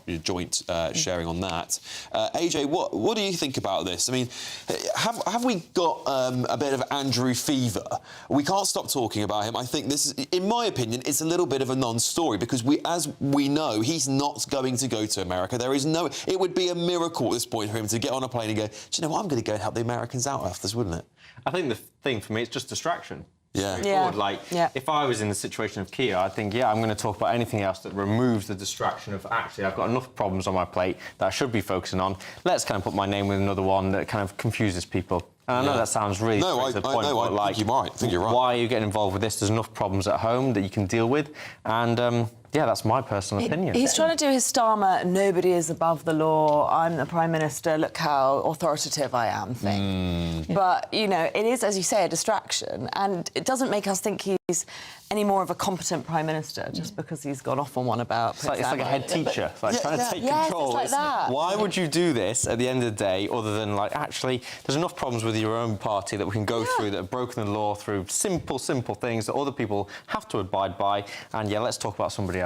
Yeah, well, let's get on to that, because the front page of the Sunday Mirror here, an exclusive, Rachel Reeves. They've got a lot of exclusives. They had an exclusive with Angela Rayner not that long ago, if you remember. They've got an exclusive here. She said she'll get a grip. She says, I'll get a grip on the cost of living. Chancellor says helping families is a top priority in budget. Can you help families by taxing the country more, Nina? I just don't think this is a complete out-of-zone reality check that is needed here at the Sunday Mirror. There has been so much speculation over so many months, and it has been the most destructive thing because people have gone absolutely catastrophically insane over what she's going to do, what she's not going to do, what effect it will have, and nobody knows until Wednesday. Maybe she doesn't even know what's going to happen. I doubt she does. But the thing is, just on that point, because it is usually the Treasury leaking these plans to get the public's perception on them. That's the issue, isn't it? But they never used to be leaks. Nobody, that's the point. Back in the day, there were never leaks. The Chancellor would stand there with the red box in Downing Street, and nobody knew what was in there. Nobody knew, and it would come as a shock. So much money on petrol or whatever. But it seems to me, I think it's actually we shouldn't have a set date for a budget. Totally agree. They should just say, they say, well, actually, tomorrow I'm going to stand up in Parliament and give my sort of statement about blah, blah, blah, and then do it. Yeah. I agree with that. It's so destructive. It's ridiculous. We've done all these things like mini budgets and all these other things, and the country just braces itself for the worst always. I mean, when is the last time we had good news in a budget? I cannot remember the last time I got a tax break. Honestly, It's insane. You know, I guess for me, the key thing about these puff pieces, we get these exclusives with, you know, party leaders, is when they say something like, I'll get a grip of the cost of living, what does that mean? Like, you know, Charlotte, it baffles me. It's like, I've got an exclusive here. I'm going to do... But this is your job, Chancellor, right? I know. Charlotte, tell me I'm mad. I just have such fatigue. That's the other thing. It's like, what does this mean? It's another message. Even if I understood what it meant and what she's trying to say, and it was clear and concise, which this isn't, it's woolly and confusing, I still wouldn't believe her. I've got complete fatigue. I've been waiting 24 days of November for this budget. It's so mind-numbingly frustrating to get these woolly headlines. You just think, oh, I give up. And this is it, AJ, isn't it? She's saying working families will be at the heart of her budget. Again, it's more of these... I think this is where the British probably have got fatigue. It's these buzzwords.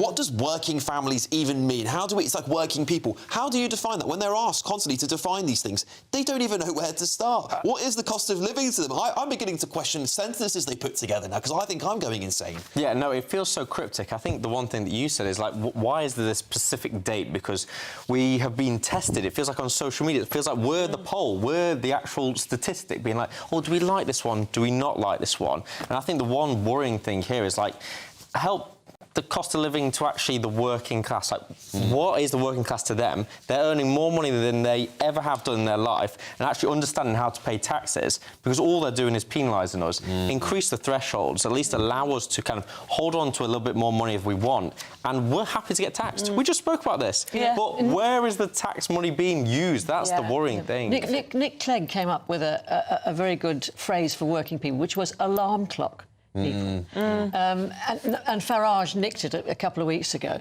And that is closer to what people, you know, because there are millions who do not get up out of bed, you know, at a specific time to work. Yeah. Well, I would just say working people is people who have a job. I mean, I don't know what...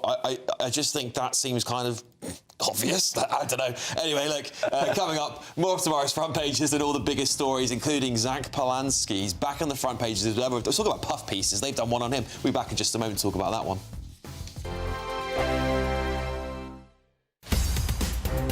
In the GB Newsroom, we bring you the news as it happens. With our team of dedicated journalists across the UK, we're ready to keep you up to date with what's happening every half an hour, every single day.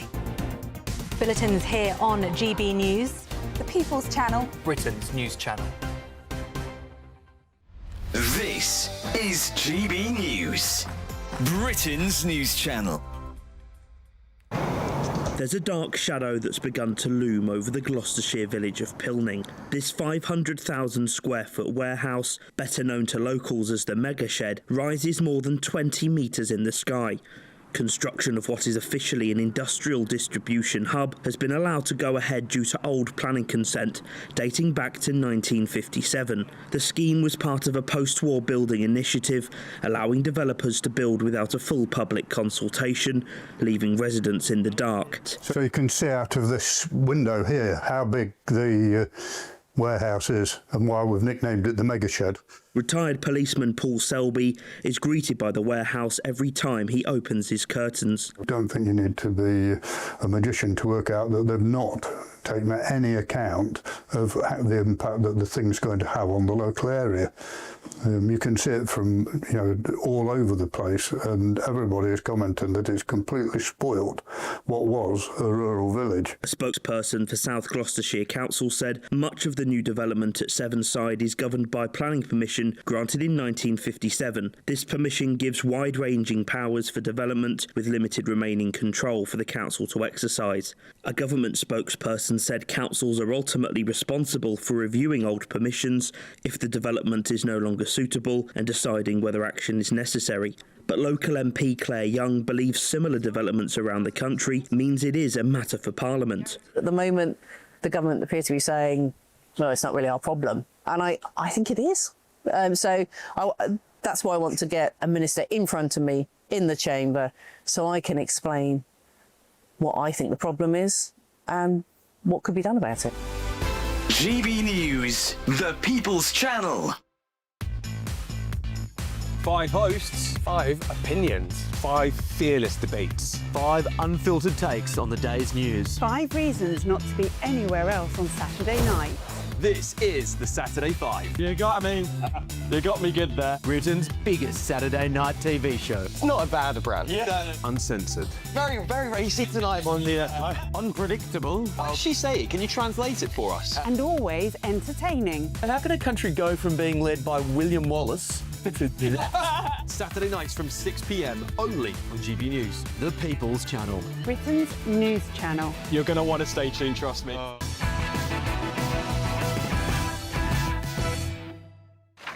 Welcome back to Alex Armstrong Tonight. Let's return to the front pages, shall we? I want to talk about the front page of The Observer. We're talking about the front page of the Sunday Mirror. It's got a puff piece of Rachel Reeves saying she's going to get a grip of the cost of living crisis doing her job. The Observer's gone for a different route. They've gone from the other big political sort of lefties now, Zach Polansky. He's saying this.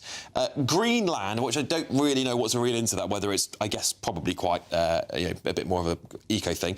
Leave NATO, tax the rich, welcome migrants. Zach Polansky tells Rachel Sylvester his hopes for Britain. Why don't we leave NATO in the middle of a war with Ukraine? Yes. Why don't we tax rich people when they're leaving at record rate? Why don't we welcome more migrants? These are all things I think are the exact opposite of the antidote that Britain needs right now, AJ. What do you make of his what we can read into here, at least his plea to the Observer and their readers? It feels like a weird Simpsons script that you've seen in the past and suddenly it's come into life. And taxing the rich, one point that I just want to specifically pick up on, there's not much to read here. But in my case, I think the rich are already taxed quite a lot. Yes. I think when we go on about taxing the rich, maybe if you want to try and get Starbucks, they don't offshore everything through Ireland and out. Yeah, that's a point. But actually, the working class, I feel like are being taxed enormously already. Yeah, totally so that's agree. the one thing for me. Maybe talk about where that tax is doing and how it can actually help people would be brilliant. Yeah, Charlotte, do you think we should be leaving NATO in the middle of a war with Ukraine? No, not really. It's like the anti-common sense manifesto, isn't it? It's like, here's everything we shouldn't be doing right now. And by the way, things are already pretty bad. Let's make them a lot worse. Yeah, that's certainly what it feels like. Yeah, but to here's me. the interesting thing, Alex, Yeah. that every time he appears on television, the party figures just go up and up and up and up. And it's young people. And young people are more idealistic at that age because they haven't had life experience and not necessarily pragmatic. So they're idealistic. And he's just, I look at him objectively and think, really? I mean, basically, he should get his teeth fixed for a start. I mean, he he has basically very, very, very British teeth. And quite frankly, he needs to get those fixed. But other than that, something about him, he communicates really well. Something about him is attracting young people to him. It's true. It is true. I mean, he is polling very well at the moment. Yeah. I will say, I mean, they think they've been sitting on like 15% in some polls. It does fluctuate a little bit, but he is becoming more and more of a figure that people talk about. I've even seen Reform tweeting about him today. I think Zia Youssef, the Reform's head of policy, has been talking about him. So they are starting to see him as a challenge, at least. Oh, yeah, he is. Very interesting. I think he's very authentic. There's a huge obsession at the moment, especially with the woke young people, with authenticity. You know? And he's so woke. He's like woker than the wokest and the woke. He's owning his wokeness. He's not pretending to be not woke. Yeah. When and actually somehow that's actually quite appealing because it's like, well, at least you know what you're about. I agree with that. It's straight. Even if I don't agree with how lefty and greeny he is, just authenticity is what's so missing from British politics at the moment. Totally agree. Yeah. Well, let's talk about authenticity. The front page of the Daily Mail, the Mail on Sunday today, Charlotte. Link. Yeah, it's a good link. It's a good link. This is your story, isn't it? It's an exclusive. Has Lily Allen's ex been snared in a Wagatha Christie sting? Tell us more about it. Maybe a little bit of backstory on Lily Allen first. Go on. Well, this is explains to what you mentioned about authenticity. So Lily Allen has written this album and it's gone so viral. It's just the talk of the whole of the UK, basically, because she's written an album about the horrible breakdown of her marriage, and instead of alluding in artistic terms to whether her husband had an affair, like in Jolene, she's just gone hell for leather. She's it's beyond Becky was the good hair. It's beyond Becky was the good hair. There's no sort of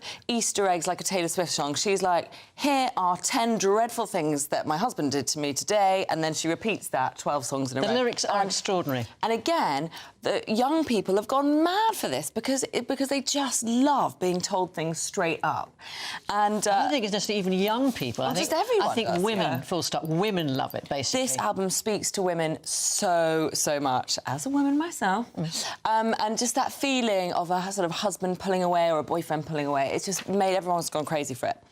Anyway, so we at the Mail on Sunday have been documenting the turbulent love life in real life, away from the album. And the latest chapter is... So the biggest song on the album is about a woman called Madeline, who's effectively Jolene, as it were. It's the woman that she believes her husband. OK, I've now seen that. I've seen that part on social media. Yeah. Now I'm catching on. Yeah, you see. So Madeline, the world... You're still ahead of me, AJ. Yeah, go on. I'll keep it quick, so I'm going on about this. But the world's obsessed with who is Madeline, who is Madeline. Now, the Mail on Sunday, myself, revealed who Madeline was. She's this girl called Natalie Tippett. In the album, Lily finds out her husband's having an affair, he breaks it off, and now they're back together in real life. Wow. So read the Mail on Sunday to find out all about it. Well, this is it. We love a good scoop in Britain, don't we? We love reading this stuff. I'm hooked now as well. Yeah. I feel like I'm sat at home watching the news. I'm like, OK. I could go on about it all show long. But the thing is, Lily is very, very clever because she's back up on top because they've just announced a massive tour on the back of it. So. She's sold out, completely sold out her tour, and she's had to add new dates. But this is it, isn't it? I think authenticity is something we desire more and more. So I think social media has changed the world in that way. It's a bit like the royal family. We're seeing them adapt a lot more, aren't we? We're seeing them do a lot of more social media, opening up a little bit more, being a little bit more human in their interactions. But the negative side is dreadful. Is absolutely dreadful. Well, look, there we go. That's all we've got. That's all we've got time for. Charlotte, thank you so much for joining us. I've got loads more to bring you in just a tick. Stay with us.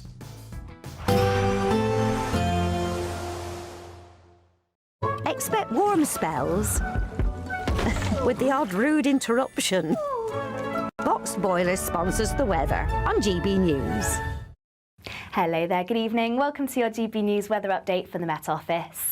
For the remainder of the weekend, it is going to be staying unsettled. A mix of clearer skies, but also plenty of showers and some quite strong winds possible in the west later Sunday through into Monday. For the time being, though, there are still going to be some spells of rain out there, particularly across parts of East Anglia, southeast England. Now, this will eventually clear away, allowing some drier spells of weather, soon being replaced, though, by some very blustery showers. At first, pushing into Northern Ireland and spreading eastwards into western areas of the country by the time we reach Sunday. So a very wet and windy start here, but for many areas in the east, mostly dry, though there is going to be plenty of cloud around, and it's still going to be quite a chilly start to the second half of the weekend. But largely frost-free. That's away from the far north of Scotland, though. More clear skies here, so it's likely there'll be a frosty start, possibly some icy patches.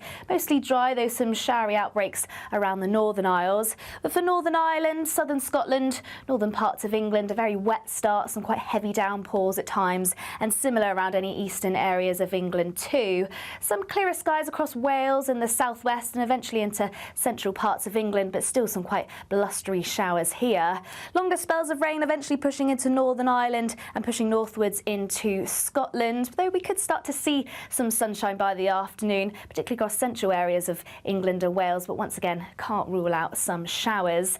Not feeling quite as cold as it did last week, but in brisk winds, definitely feeling chilly, highs reaching between 10 to 12 degrees Celsius across parts of the south. Into Monday, it is going to be another cold start, a return of the brisk northerly winds, which is going to make things feel that little bit chillier. Still some showers, but once again, mainly around exposed coasts, so many inland areas will see some sunshine, and lots of sunshine across the country on Tuesday too, but feeling cold once again with some overnight frost likely, and feeling cold during the day as well. Expect warm spells with the odd rude interruption. Boxed Boiler sponsors the weather on GB News. Well, more kite flying by the Treasury. Rachel Reeves is now set to scrap a benefit cap but pledge some reforms in it. I'm going to tell you what that benefit is in just a few moments' time. The Prime Minister's made a very rare intervention again and now called for Prince Andrew, formerly Prince Andrew Mountbatten-Windsor, to testify in Congress. That and loads more to dig into on your front pages, including fat jabs for RAF pilots. We'll see you shortly. It's the final week to see how you can enjoy Christmas on us. First, we'll give you an incredible £30,000 in tax-free cash. Then we'll give you a further £10,000 cash to spend on all your Christmas presents, even the tree. Christmas lunch, that's on us too, with £1,000 in shopping vouchers to spend at your favourite supermarket. Finally, a GB News Christmas goodie bag. For another chance to win, text WIN to 63225. One entry costs £2.50 plus one standard network rate message. Or text BONUS to 63225. 5 entries cost £5 plus one standard network rate message. Go to gbnews.com/win. Entries start at £2.50. Call 0903 686 3232. Calls cost £2.50 plus your network access charge. Or post your name and number to GB 17 PO Box 8690 Derby DE1 9TT. UK